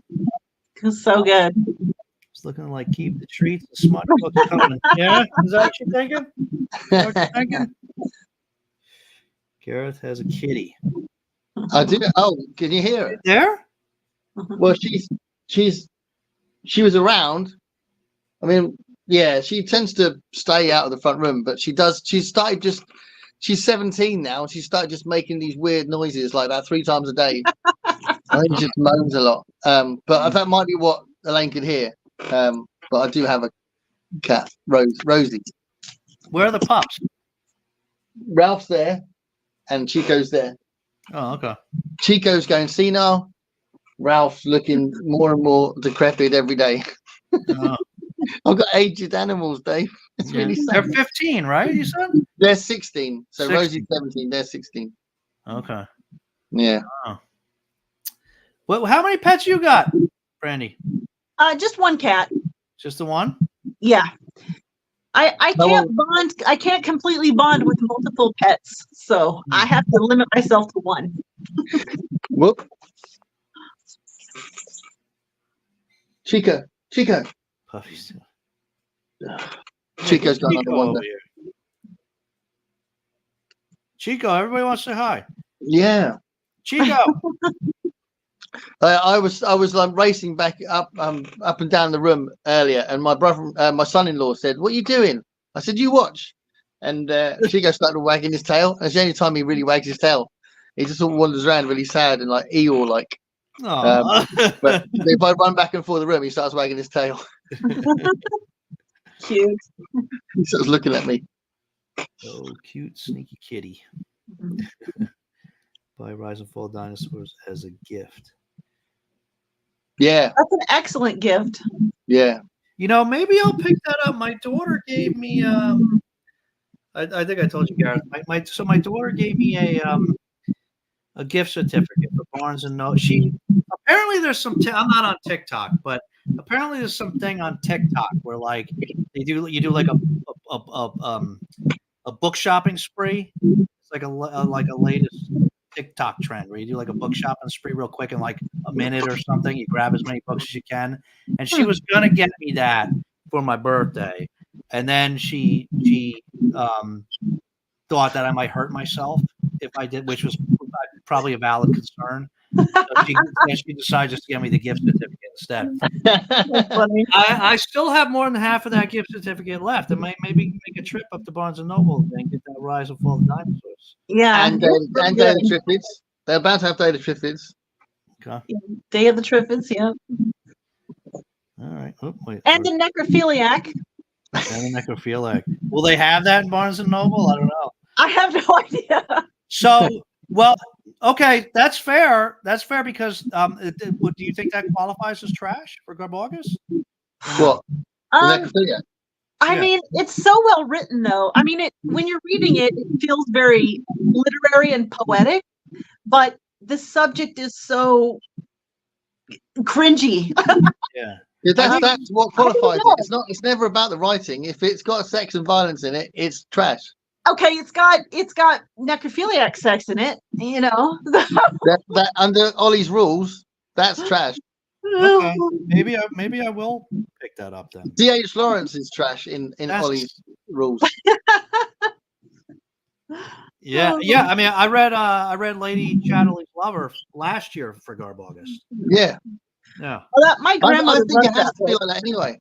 If it was about the quality of the writing, we'd all disagree with each other. It'll be silly. So, do you know what I mean? It has to be about those rules, I think. All right. Well, okay. Based on that, then yes, the necrophiliac would be trash. Yeah. Although, you know, that's one of those ones I'm not sure. That's one of those ones I think I got to order online. Probably so, but I will tell you, I'm just a warning, because when I first started reading the necrophiliac, that first 3 pages is rough, like raw. I did not know about. I can read a lot of. I have a very high tolerance for messed up stuff, and that I almost put the book down. So that's the worst of the book, though. You get past the first 3 pages, the rest of it is a breeze. Just to warn you. Is it one of those ones that like makes you like physically uncomfortable, like it makes you squirm in your chair? The first 3 pages, yes. Yeah. I was going for the first 3 pages. It was so. It was just so bad. It was so bad. But the rest of it, so cringy. It wasn't like I wasn't questioning whether or not I could read it. You know what I mean? Yeah. But the first 3 pages were rough. Yeah. I'm like you. I mean, I can take pretty much everything. Nothing really bothers me, you know. But when you read the necrophiliac, you let me know what you think of those first 3 pages. Yeah. I mean, here and there's a book that like makes me. It's not like that. It's subject matter, like just whatever it is, like even these like extremely taboo things that people won't read just because it's like that subject area. The subject area is never going to be a problem for me. But sometimes the descriptions of things that are happening they actually make me like move in my chair, like they're a little physically uncomfortable. You know what I mean? Like, I mean, there's been a couple like that, and like, any of you guys read that that womb? The what? Womb. It was like a lesser. Oh, I know what you're talking about. No, I haven't read that. That's a newer release, isn't it? Yeah, like an orange cover and a. Yeah, last few years. Yeah, I've seen it mentioned on YouTube actually, but yeah, I haven't read it. Duncan Ralston or something.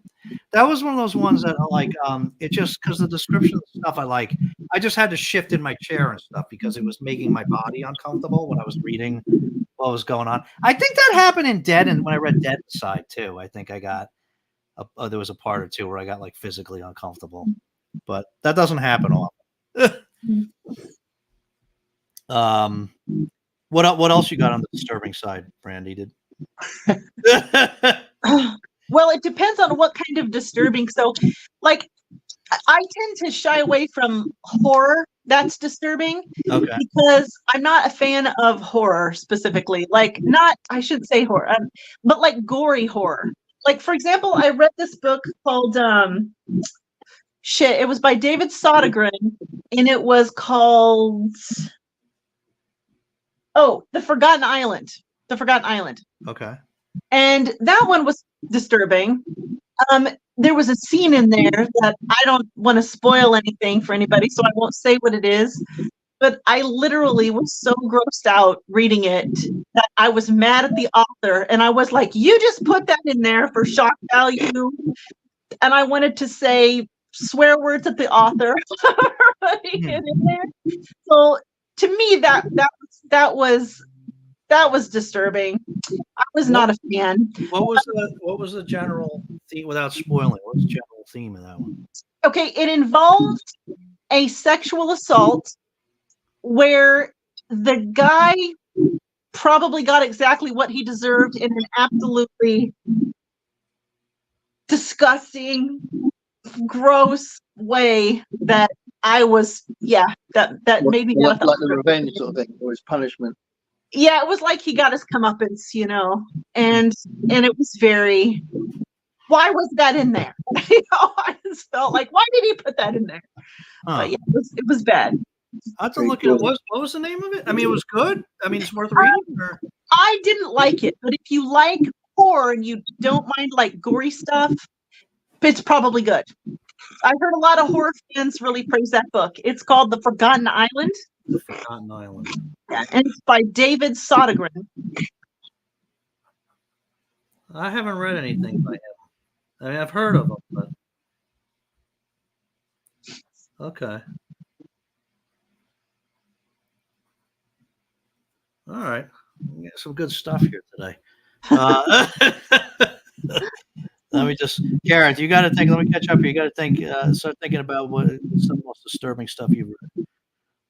Well, I haven't read that many disturbing things. I mean, I've got some trashy things to talk about, but not that are disturbing. Just I have. See you, Greg. Bye, Greg.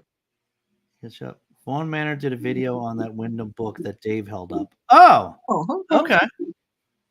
I didn't see that. Yeah, I didn't either. I probably did see it because I watched all of his videos, but I've forgotten. That might have been one when he was going through his boxes, his sci-fi boxes. Yeah. I really liked those Halls of Adventure videos that he did. Man. He was going through all the old sci-fi. That was pretty cool. You can do a quick s'more in the microwave. Try it, Gareth. Honestly, you can't even taste the graham cracker. It just gives the whole thing a good crunch. But they don't have graham crackers in the UK. Did I understand that correctly? Yeah. I think they sell them at the American stores. You can buy American. There's like a. You have American stores? You have American stores? Yeah, they have like bad chocolate and American candy. Yeah. Brandy, I didn't even know. Erie told me that I didn't think we have a British store. Like we do? 5 minutes from me. There's British stores in the United States? Yeah. And I didn't even know Erie. Sorry? With good chocolate. I had no idea. Yeah. So I went over there. I'd never been in there. And they had it's not so much a store. They have a little counter we can buy some things, but then it's also like a little cafe. So you can sit and get like French. And I have to say, then my wife and I went there like 2 weeks ago for breakfast, and it was one of the best breakfast sandwiches I've ever had in my life. I don't know. The British lost me at beans and toast. I was like, I'm out. Oh, I didn't have beans and toast. I had an egg sandwich with the bangers, right, Gareth? Bangers, yes, bangers. Yeah, bangers. It was good. It was good. All right, let's see. I've got some sausages to have tomorrow. Your face at that, Dave. I don't remember which one that was. I don't know either. I'm like, which face? Rosie was behind you, Gareth. Oh, really? Did you go? Oh, okay. Oh, I missed it. That's the thing about cats. You never know where they're going to appear.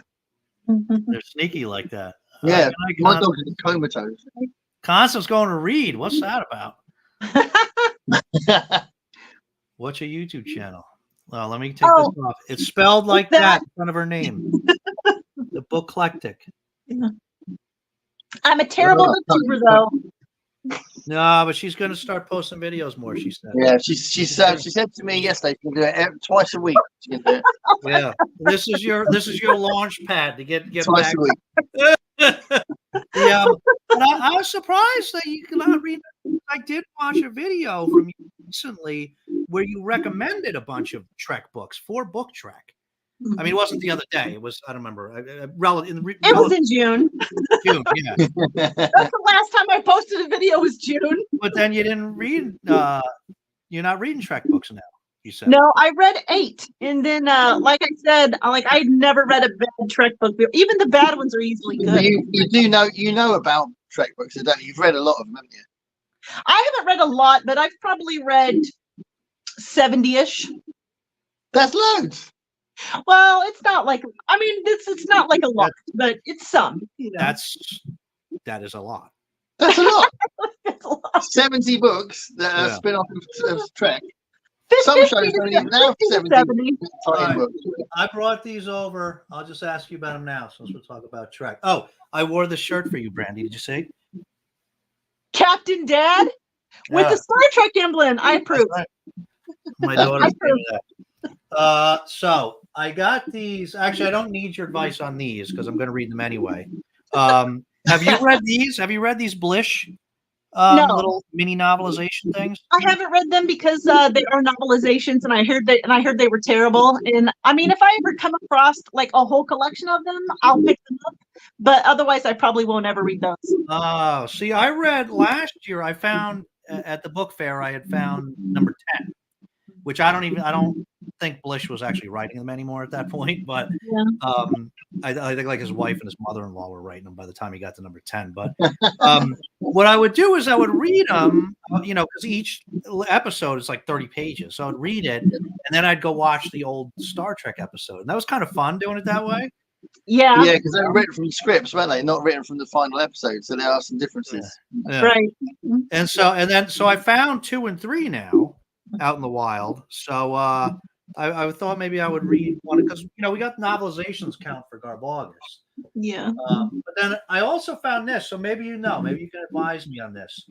So this one I've had now. I also found this in a while, but I had it for a year. This is the novelization. Did you not read this because you don't like novelizations? Oh, yeah, I read that.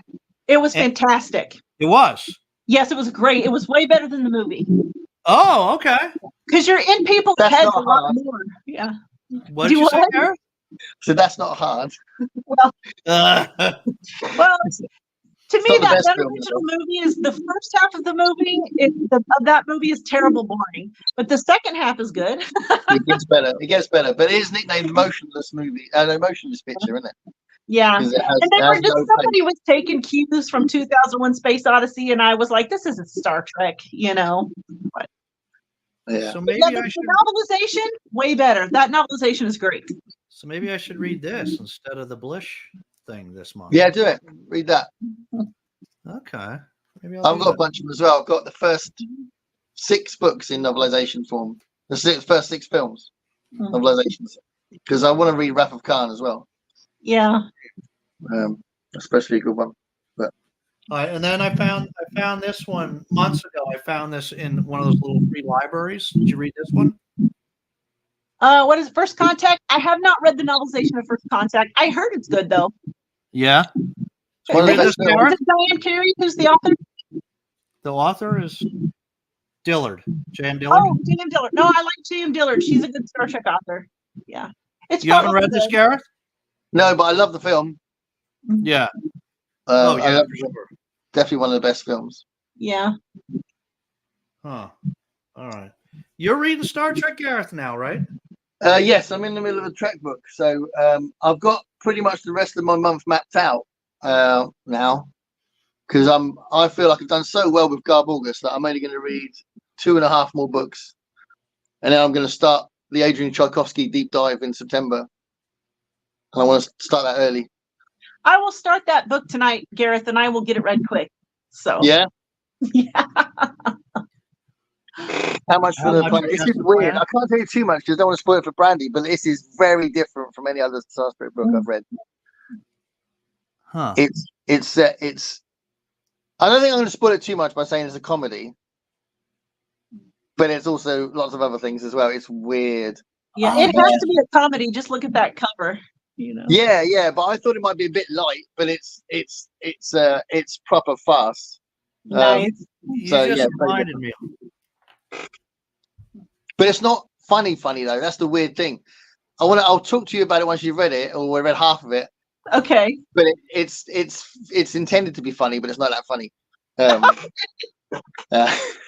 the tone of it's very different to Star Trek normally. I forgot about you when you said funny. I forgot about this one because I think this is supposed to be funny. I also found this at the fair. You read any of these? Mud's Angels. The Mud character? Yeah, that's a good one. Yeah? Yep, that's good. I enjoyed that one a lot. I don't need to have read the other ones about the Mud character. I can just go straight into this. You can go straight into that. Do you know the episode? It's nice to know his background. I mean, it's nice to know his background, but I don't feel that it's necessary. Okay. Yeah, I mean, it'll take you 50 minutes to watch the episode that Harry Mudd's in. Right. If you want to watch the episode, do that. They'll tell you everything you need to know. Yeah. Do you remember? Do you remember the name of the? You're good with that, Garrett. Do you remember the I title? think the episode's called "I Harry Mudd," isn't it? I cannot remember. I think it might be called that. It's. I think it's got his name in the title. It does. It's something Mudd. If Steve or somebody was on here, they could tell us. Michael Yeah, K. Vaughn. I Harry Mudd, I think. But I could talk. I mention this. This is a surprise. So I read this for Alice. You know, I wanted to read something that she read last year, as a tribute to her, and it's Dolly Parton book, and it's written by her and James Patterson, and they're on TV when this came out, loads talking together. So clearly it was something they did together, and it wasn't just like he stuck his name on it. But you do get when you read it, you can hear her voice all the way through it. All the not just the dialogue, but the actual text between the dialogue just sounds like her voice. So it'll be interesting whether she sent him stuff she'd written and said, "What do you think, and where should we go with it?" They said they kept communicating, but it seems like she was the one that was leading the writing in my book because of the way it's written. But yeah, it's interesting, and there's a thriller element to it, which could be his input. That really only happens right at the end, and I do think it should have been more in the plot because it's kind of hinted at, and then it kind of kicks off like about 20 pages before the end. But it's an interesting read. It's definitely an airport book. You know, it's definitely a quick, easy, cozy read. But I quite enjoyed the music industry stuff. You know, like the characters trying to get signed, and she does some open mics. There's a Dolly Parton character that's trying to sign her up. She doesn't trust her. You know, she's talking about writing credits. There's all sorts of, talking about session musicians co-writing a song with someone. There's lots of kind of music industry elements to it that I enjoyed. But yeah, it's an interesting read, written by Dolly. Nice. Yeah. So we all love Dolly Parton, don't we? Yeah. Who doesn't love Dolly Parton? Yeah. So good on her for doing that, I say. She's probably bored because she doesn't have to do another album, does she? She's probably like, I'm going to try and write a book. You know? And what else you got? You said you got. Well, and then the other thing, once I've read the Star Trek book, there's going to be these two are going to be my last ones in August, I think. So I'm not actually going to go into horror much this year. I'm going to read a book that bounces off Skyrim. Oh yeah. So I've decided this is the way to go. This is clearly very gullible because spin off from a computer game.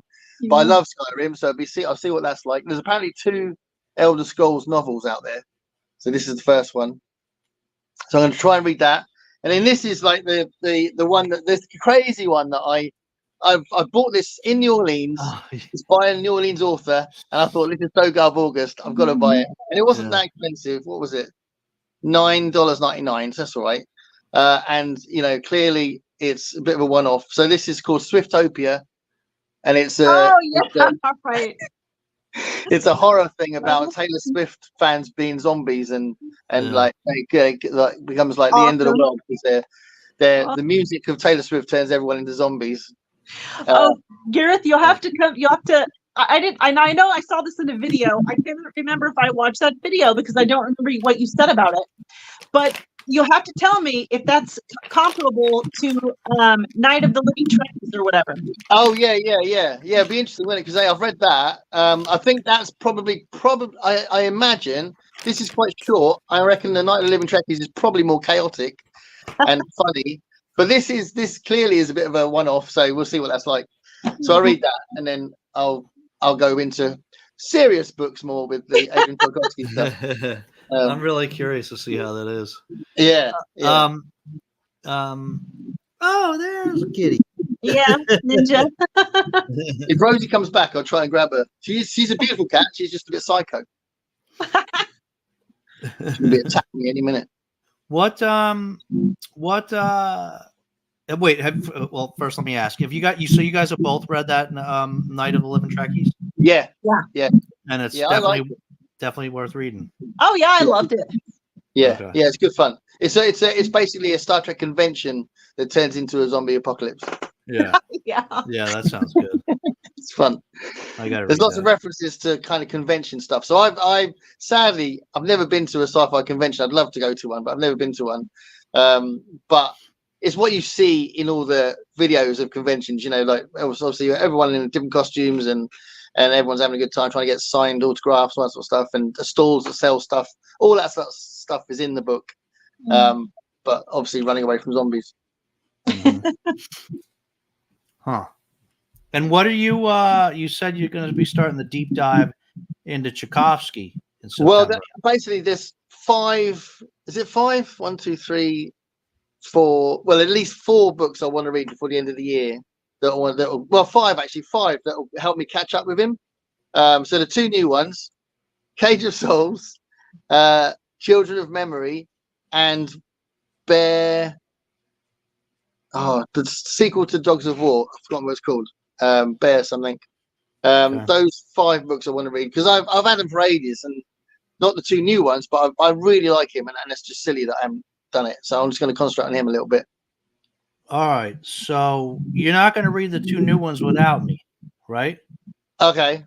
So what do I go for first? Children of Memory. Yeah. I mean, I'm not going to, I mean, I would, well, yeah, you should read Children of Memory, but I Well, mean, you've read that, haven't you? yeah. Yeah. And Yeah. Children of Time is in my top 3 all-time books. Yeah. Yeah. I mean, they, have you read those, Brandy, any of those? I have not. I keep meaning to read Children of Time, but I just haven't got to it. Oh, Children of So, Time but you'll love it. You'd love you it. love it. It's such a wonderful book on so many levels. It's I honestly think you'll amazing. love it, Brandy. Knowing I what you believe love. it. Everybody loves it. It's probably. I'm sure I'll love it too. It's amazing. Yeah. So they go. It's So about evolution, man. yeah. Children of Ruin is just not quite as good as Children of No, I was Time. quite bored with it actually. What? Oh, stop it! I'm going to end this live stream right now. I didn't dislike it. But I felt it was a bit more hard work. So it had dips and troughs. It was definitely harder work for sure. It was definitely required more work. It felt like Neil wasn't enjoying it as much writing it. Yeah. I don't know. And and it was a little scarier, a little more of a little more. But I don't know. I thought it was just like a little bit not quite as good as Children of Time, but still pretty good. I think the pacing was different. Yeah, what was great about Children of Time? It just had everything. It had a great story. There was loads of things going on.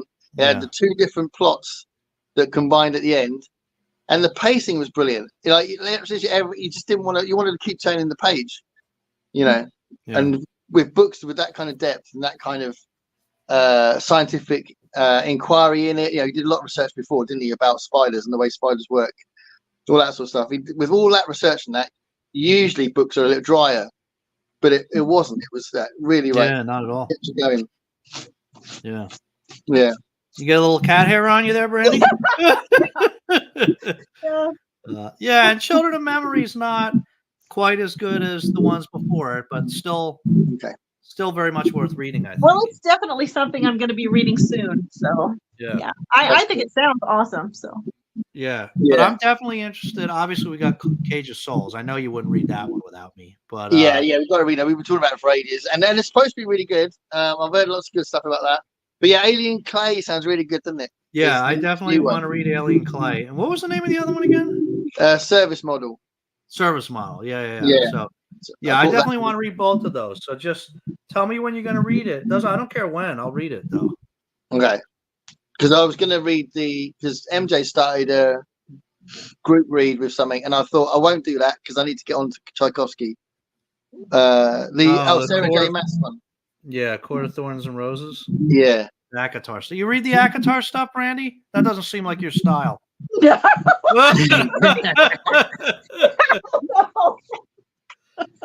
No way. Yeah, I feel bad because she wants people to read it, but I get so many things. I don't think I can squeeze it in. Yeah. Now, if I read it, I would just be reading it, just like because MJ asked. Which, if you've got a long list of stuff to read, I mean, one thing I am gonna. Well, I'll say this: if I can squeeze it in, this is actually a recommendation from MJ. This is the Guy Walker's recommendation from MJ, the John Waters book. Yeah, now your audio just went. Yeah, now you're tinny. This is what you sounded like before, Brandy. Hello, my name's Harry. But yeah, this is a book that I've just put aside as thinking, I won't get to this, but I might, and that will make me feel less guilty about not reading the Sarah J. Maas one. What's that called? That's Liar called Mouth. Liar Mouth, and it's Oh, apparently Liar Mouth, okay. a mad book written by John Waters. Oh, okay, cool. Yeah, so you know who John Waters is, yeah? Yeah. Yeah. So it's one of those. It's a feel bad romance, it says. But yeah, I'm just really keen now to try and get those Tchaikovsky ones read. Really, I feel like I'm taking too long. Yeah. So we'll see. Yeah, because we gotta read the rest of his stuff if we're gonna get him on the show. Can you imagine? Can you imagine? We said we were gonna try, right? Well, he's very booktube friendly. He's done loads of interviews on YouTube. You know. Yeah. So.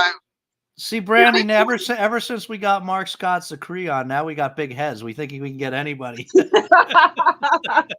great. Yeah, every 6 months we'll aim for someone important. You gotta come back on. You sound like a robot. Oh, okay. well, he's clocking out. I'll be right back, okay? Oh no, leave me by myself. I know you have to entertain everybody. Oh boy. All right, so let's see where we are, because we had some is that where I left off, guys? Brandy was YouTube channel, and then people saying goodnight to Constance. Hey, Constance. There's the booklectic. Okay. I think we're not too far behind, are we? Let's see. 7. Oh, getting a little 20 minutes behind here. Sorry, guys. We'll catch up. It's hard to stay caught up and still trying to keep on top of the chat, but it's hard to also talk. Okay, Liber Paradiso. Lawrence wrote excellent short stories. The Man Who Died, about Christ deciding not to die on the cross and travel to Syria instead, and getting romantically involved with a priestess, is fantastic. I have never heard of that one. Although that reminds me of, that description reminds me of a not a movie. It was a I'll wait till the other two get back before I talk too much about it. But there was a show on Netflix that was called, I think it was called The Messiah. And let me check. Let me look that up.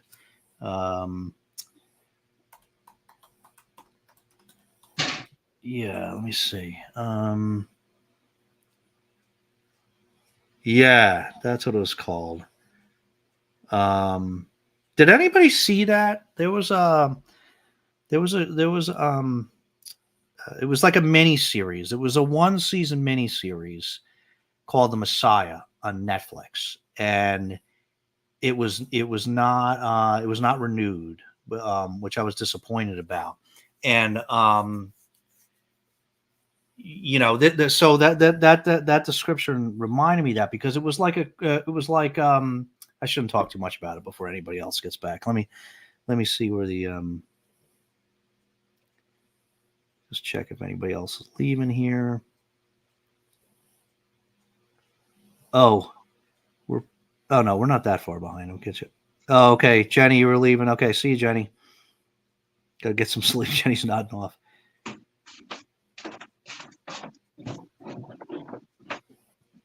Yep. Okay. All right. How's it going, Dave? Okay. Yeah, I was just scooching ahead. Jenny had to head out. So I just started going through so this was the next substantive comment here. And there he is. Shoot, I wasn't paying attention. I'm sorry, man. I forgot about you. I wasn't paying attention. That was great. Unbelievable. He's so possessive. You know what I mean? I got confused. We went out once, right? He met this woman. And he was like, "Oh, Dad, if you go over there for a minute," he put me in this locked room and then just started talking to this woman. It was unbelievable. I goes, you left, that Brady left, and I got all by, and then I went off the reservation. I was all by myself. I had nobody here to control me. Oh my God, that's funny. So Libro Paradiso said, he was talking about Lawrence, wrote excellent short stories here. The Man Who Died, about Christ. I never even heard of that book. I don't know much about Lawrence. You guys heard of that book? No. What, as a D.H. Lawrence? I assume, because we were talking about D.H. Lawrence before. Oh, yeah. No, that I don't know sounds good. Yeah. Yeah. But that made me think, just that description there about Christ deciding not to die on the cross and travel to Syria instead. That made me totally randomly. That made me think of this. There was this series on Netflix that I saw called The Messiah. Right. You guys ever hear of this? Yeah. Did you see it? No. Oh, yeah. And so I watched it. I got like addicted to it. I like blew through it in like one weekend. And then it didn't get renewed. So I was disappointed by that. But I'm like, I mean, I'm not, for anybody who doesn't know, I'm totally non-religious. So that's I can tell not you how what- it ends. Do you want me to tell you how it ends? I don't get it. He died and comes back to life. Yeah. No, but it was interesting. He was obviously he was like a Christ-like figure in modern day, Oh, Well, oh, I'm sorry. Go ahead, Dave. yeah, no, but that's it. He was like traveling around and sort of having this impact on all these people, and it was like, even though I'm totally non-religious, I thought it was pretty well done, and I was surprised and disappointed that they didn't renew it for more seasons, because it was pretty good. But anyway, that just made me think of it. I did see that, but and I thought about watching it, but it didn't look like it was going to be spectacular, so I never did. But there is another show going on. I think it's on Netflix. I forgot what it's called, but it's about Jesus, and it's real popular. I've heard lots of good things about it. Yeah, I think what I liked about this one is that it was like, it wasn't specifically about Jesus, Right. it was about this like modern figure that was like, basically like, Like Jesus, a prophet but type. it was, Yeah. it was, I don't know. It wasn't really historical, it was set in modern day, and what a individual like that, the impact that they would have on modern day society and people. You know what I mean? It was pretty interesting, I thought. But Lions of Ellis. Okay, that's one chapter. Erotic scenes, but written in the most tasteful way. I was amazed. That book is the furthest thing from trash. It is like a gemstone. You know which book did not describe the erotic scenes in the most tasteful way? Was Lady Chatterley's Lover. My grandmother loved Lady Chatterley's Lover. I just thought that all those kind of scenes I thought were so weird. That book. I never did read it. You haven't read it? No, I thought it would be too tame, so I read it. It was pretty tame. I mean, it was tame. I mean, it's scandalous because of the time that it was written in. Right. Today, you would think it's nothing. Today, I think you would think it like I did, just that it's a little weird. I actually I'm glad I read it, just because it's Lady Chatterley's Lover, so I'm happy I can say I read it now. Famous, yeah. I wasn't a big fan. I found it a little bit of a slog at times to get through it. It's no, Randy, I'm telling you, it's no Ice Planet Barbarians. the one about the door. What was that called? Which one? The one about the sexy door. Oh, Unhinged. Unhinged. I have that book about the door that wants to protect it or something like that. Yeah, did you read it? Yeah, I haven't read it yet, but I did pick it up. Oh, you got to read it, Brandy. You got to read it. Have you heard me talk about that one before? Or no? I picked up another one too about a woman who falls in love with her pillow. And by the same author, right? Yeah, by the same author. And I read one about this woman who's her leftover Christmas dinner. Each of the leftovers turns into a man, and there's like a whole game. Is that the same author? I don't know if it's the same author, but I got the pillow one too. That's the push and cushion, right? Yeah, I can't remember what it's called, but yeah. I downloaded that too because I well, I don't know why this conversation always goes there, but let me say, I just want to pull it up. Yeah, it's Vera Valentine's her name. That one. Vera Valentine. You and I downloaded the same one, Push and Cushions. Yeah. Have you read Squeak? Read Squeak? Oh my God, loved it. Is that by her? That was about balloon animals that can turn into people. Oh, is that by Vera Val? Is that by the same author? Yeah, same author. Yeah. Oh, and that was good. It was good. Yeah, I liked it. And then there's a sequel to it called The Squeakquel.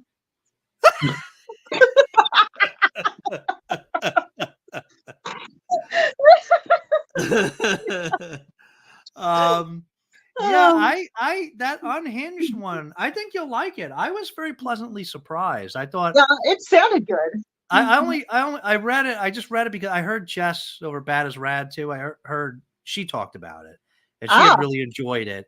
And so that was the only reason I picked it up, was because because I heard her talking about it. Yeah. And so I'm like, I got to see what a door romance. I got to see what this is. I have to say, I was very pleasantly surprised. I thought the whole door thing, I thought that was kind of clever, and you'll see when you read it. I don't want to give it away, but I thought that's high up in my little erotica reads. That one's right at the top there. Yeah. That one and the pillow one. So. Yeah. I finished that. I'm like, I'll read something else by her because I'll tell you another really fun one was that same author. She wrote one that I read the year before last. I cannot remember what it's called, but it was where it's like a Christmas Carol takeoff, and it's really short. It's like 60 pages. Okay.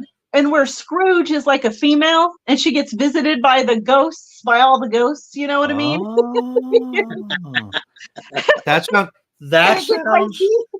That sounds like a book for you for Christmas time. What do you think? We read our Christmas themes. So they're more sexy visits, are they? Yeah. Right. Oh, that's interesting. I'll have to look that up. Yeah. I'll have to look that up. Let's catch up here. Thanks, YouTube. Oh, okay. Alan Dean Foster logbook series. Yeah. He did the novelizations of the animated series. Yeah. Alan Dean Foster's ones. And I read some of those. They're good. Well, they're kind of functional, but they're fun. Logbook? Yeah. It's a series of, I think there's 9 books in the series. Yeah. Sci-fi? It's Star Trek. Star Trek. Oh, the log. Okay, got it. Captain's log. Yeah. So you read those, Brandy? I haven't read them, but I do have them. I found a whole set. Oh, wait, you read them, Gareth? Yeah, I've read 2 of them. Yeah. And you like them? Yeah, I liked them. Yeah. I want to read another one. I mean, I've got about 12 books by Alan Dean Foster. I want to read some of his stuff as well. There's a bunch of authors I want to catch up with a little bit. But he's one of them. I want to read some of his non-novelization stuff, the stuff he's written just off his own bat, because he's written loads. Yeah, I've got a couple of his that I want to read. What's the one about the 2-dimensional space called like Middle something or another?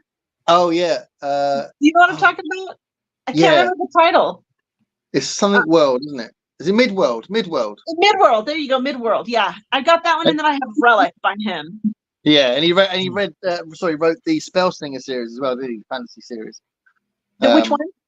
Spellsinger series. There's about 6 of them. I didn't read that one. Yeah, so was it good? I just like to. Well, my memory tells me the first one was really good, but I was about 20 when I read it, so it's a long time ago. And I just feel like he just gets talked about as a person who writes novelizations, and I think he's better than that. So it'd be nice to champion him a bit if I can read this stuff again, Yeah. Yeah. Well, speaking of Alan Dean Foster, like I do not read. I'm not I like Star Wars, but I'm not a huge Star Wars fan or anything. But he does write Star Wars, novels, and I don't read them. But I finally got tempted to read one. Is that Splinter of the Mind's Eye? Splinter of the Mind's Eye. It's like an alternative Empire Strikes Back. That was such an important book to me when I was a kid. Really? It was one of the first books I ever read. Yeah, I don't read Star Wars fiction, but I wanted to read the alternate second movie in the original trilogy. So I was like, I'm getting this. So. What's the name of that? Splinter of the Mind's Eye. Yeah, Splinter of the Mind's Eye.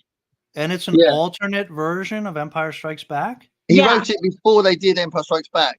Yeah. Oh. And apparently Han Solo's not in it at all because they didn't know if Harrison Ford was going to be in the next movie or not. So, yeah. Yeah. Oh. Yeah. Yeah, Yeah, so yeah, yeah. I'm like, I gotta read this. Yeah, like Luke and Leia are together all the way through it, aren't they? Yeah.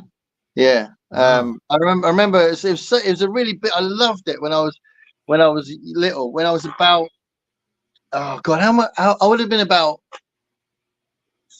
13 or something like that when I read it. 12, 13. Yeah. And I read the 3 Han Solo books that came out at the same time as well. Oh, nice. Yeah, Han Solo at Star's End, Han Solo's Revenge, and so Han Solo and the Lost something. But yeah, I love them as well. Yeah, Nice. and then that's kind of the first little batch of Star Wars related books that came out, and then there was a gap, and then they bought shitloads out. Yeah. Yeah, I've but never read any Star Wars books. So yeah, this will be an experience for me. Yeah, that's cool. Yeah, I'd love to know what you think. Yeah, yeah, I'll let you know. Yeah. Used to collect Star Trek comics. 70s. There's so many. Oh, nice. It may still be boxed up Interesting. somewhere. Oh, that actually another. I had so many things I might have read for Garborgus. There's a Star Trek graphic novel collection as well that I was going to read. It's like 4 different graphic novel stories they put together in a sort of compendium. I was going to read that as well because that wouldn't take long as well. I was going to read that. Yeah. Love Star Trek. Han Solo is the coolest character. She's messing around. She's messing with me.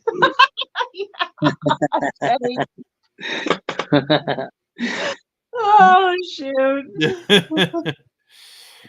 It's way better than Han Solo. Run, Rose, run. Woot. What's that? Oh, that's the Dolly Parton book. Oh.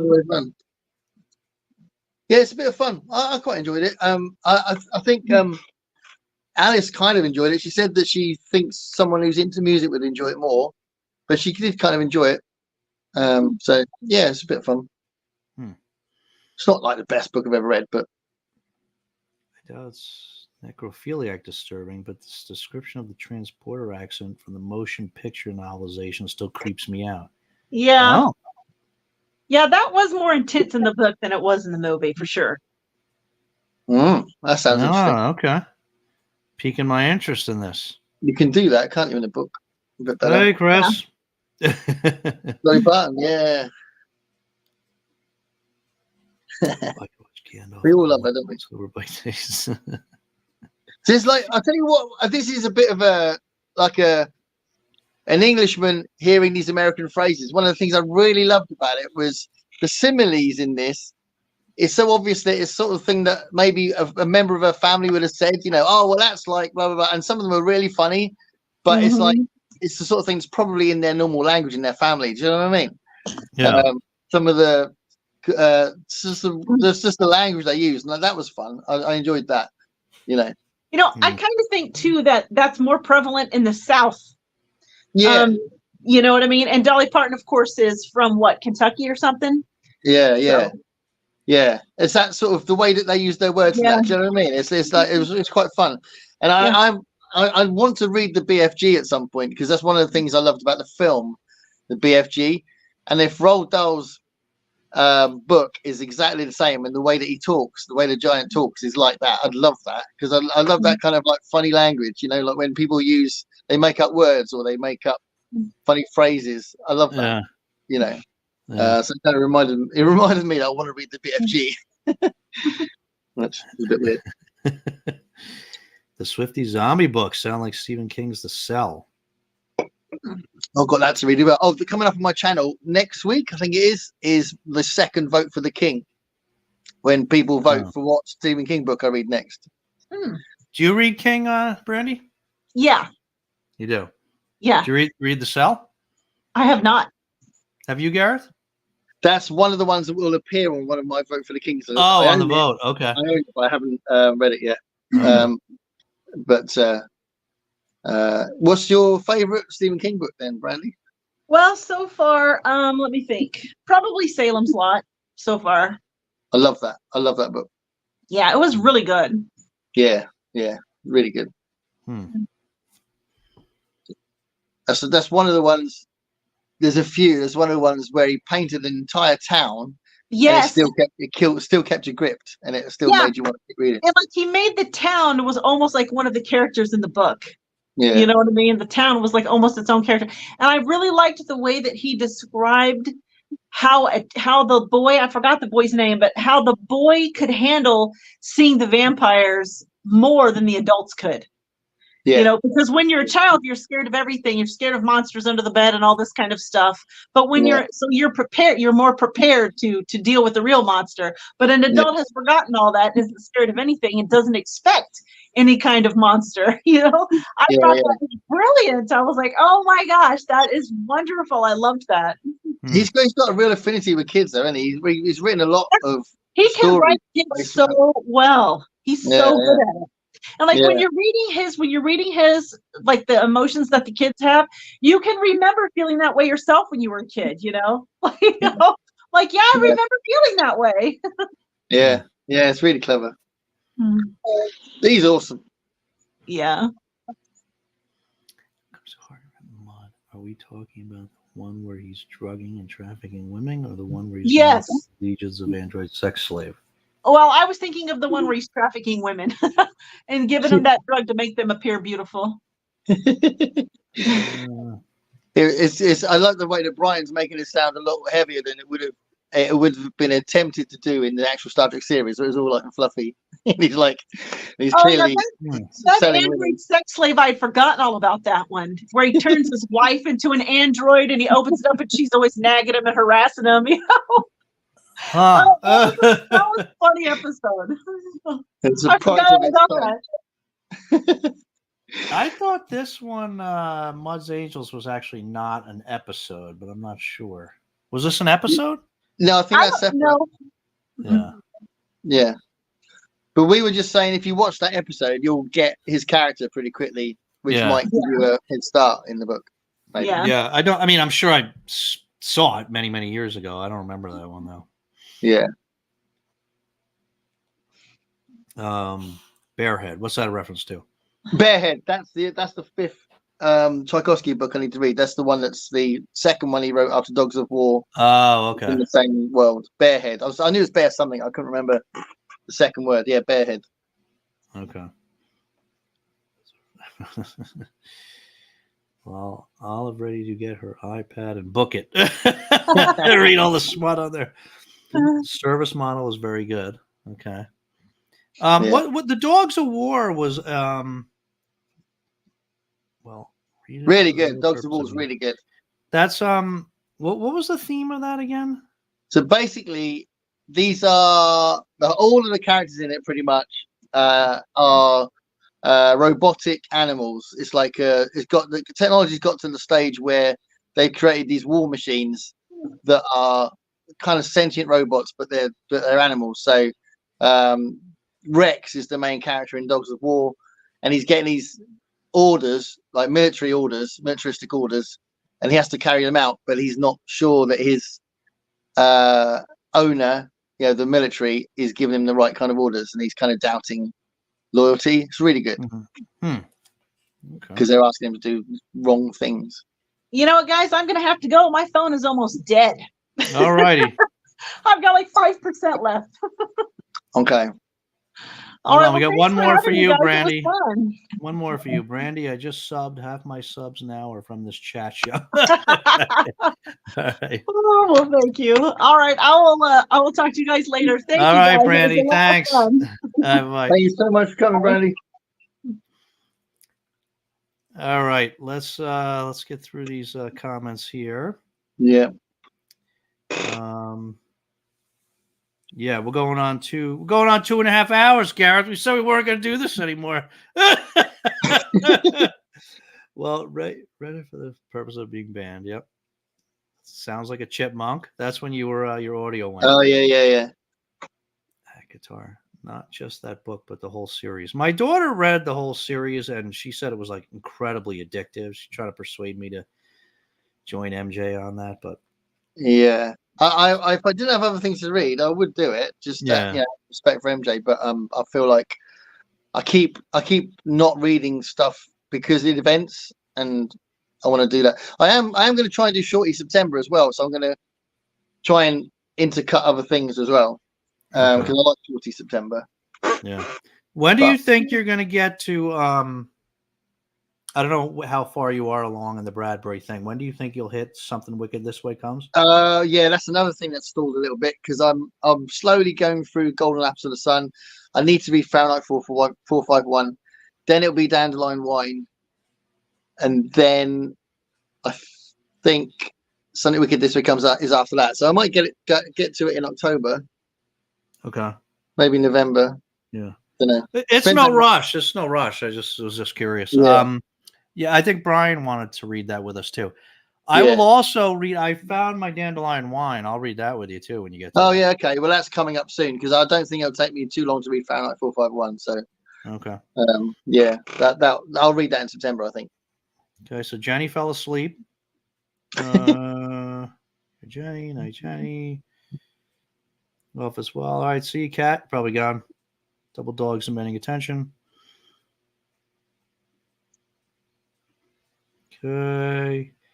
Chosen, Brandy. Jesus TV. Oh, the Jesus TV series. The Chosen. Yeah, that sounds familiar. Christ and the Priestess sounds a bit like that's the D.H. Lawrence one. Yeah. The Last Temptation of Christ. Last Temptation is for Christ to reject the cross and live a human life. 10 books. I found the whole set at the thrift store. Oh, the Captain's Log books. Yeah. But Splendor. It's probably been 35 years. Oh, okay. We're caught up. Salem's Lot. Come take my communion. False priest. Still creeps out my inner Catholic upbringing. Yeah, I found it a used bookstore up in New Hampshire like 2 years ago. I found this really nice. It's very beat up, but it's a cool like version of Salem's Lot, and that's like at the top because I read almost no King, so I gotta expand into King here, and so that's like at the top of my list because everybody says that's one of the best. It's a really good one. I mean, he has the reputation of writing really long books, and that's quite long for me, but some of his short ones are really good. Yeah, I only recently read, even though I've been reading him all my life, I only recently read Carrie, and I really liked it. Okay. Really Yeah, that's one of those ones that I heard. Oh, maybe it was Ollie was saying it. Somebody was saying that's one of the ones where the movie is better than the book. Oh, okay. Would you agree with that? Some women say that they don't like some of the things about periods and stuff, but I didn't notice that stuff, so I just really enjoyed it.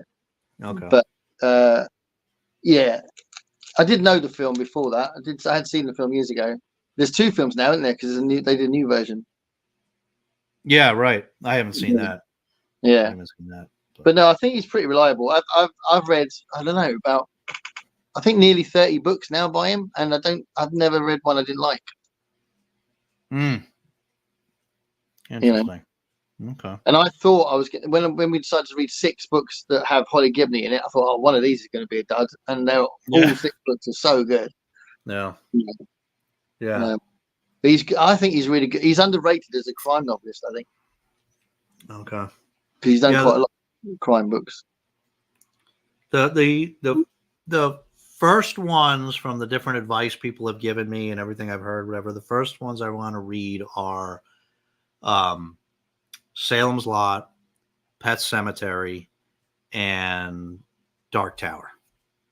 Oh, really? Dark Tower was like 7 massive books. I know, but I got the first couple, and that seems like more my style because it's got like this sort of that mixed genre stuff, and like I think everyone loves The Shining as well, so that's a pretty secure one. Yeah, I heard that book's a lot different than the movie, right? Oh, they're totally different. Yeah, I have that one. Much better. Yeah, I have that one too. That was another one I just found. I didn't have to go buy it.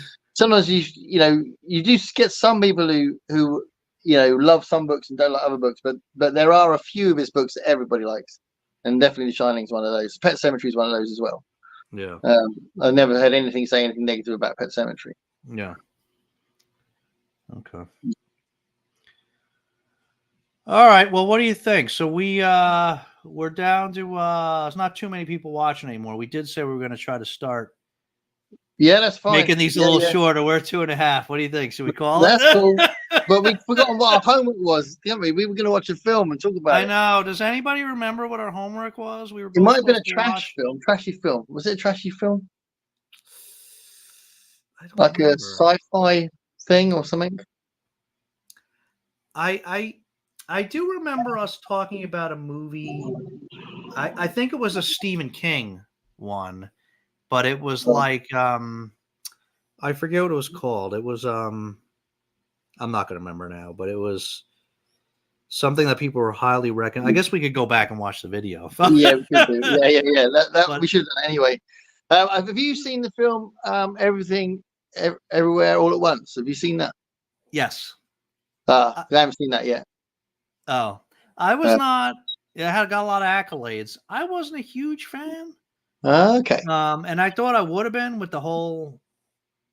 Yeah, that's not a spoiler, right? No. I know it's about alternative. The whole alternate Yeah, dimension thing. Yeah. I mean, it was good. I mean, it was fun. It was a good movie.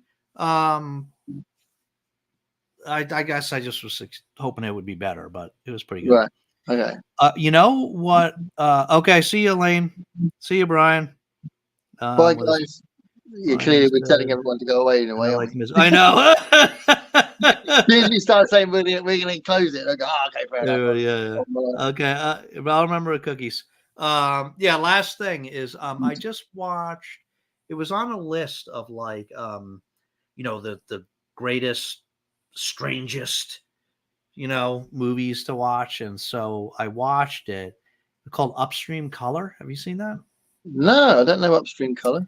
Yeah, it's on every one of those lists that I see where people are talking about. This is one of those movies. It's one of the, it's a great, strange movie that not enough people know about, and I watched it, and I mean, it wasn't like I was like falling asleep when I was watching it.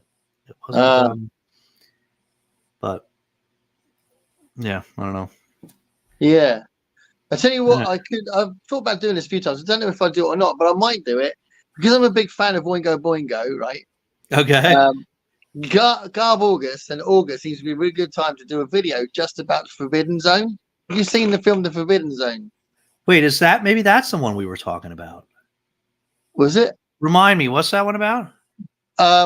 Maybe we did talk about it. It's directed by Danny Elfman's brother, and it's completely mad. It's completely mad.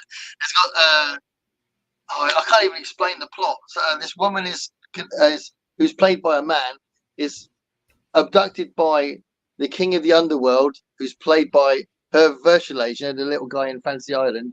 Oh. And there's a guy in it. I don't know why, but he's got a frog head. The princess of the underworld is naked all the way through it. Don't know why.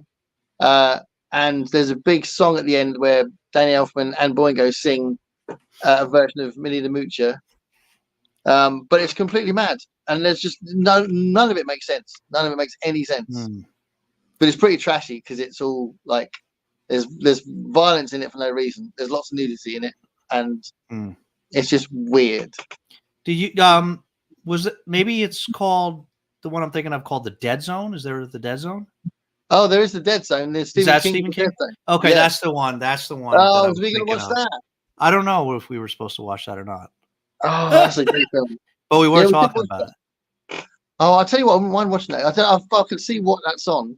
And we need to. When are we going to watch Battlestar Galactica? we gotta do our trailer video first. yeah, okay. I'll film something and send it to you. Constance says, "Give that a try. Everything, everywhere, all at once." Yeah, it's definitely worth watching for sure. Yeah. So. Yeah, I might try and watch that this week because I've got a lot of time this week because it's my last week on the holiday. Yeah. And my wife's away as well. She's literally going to America tonight.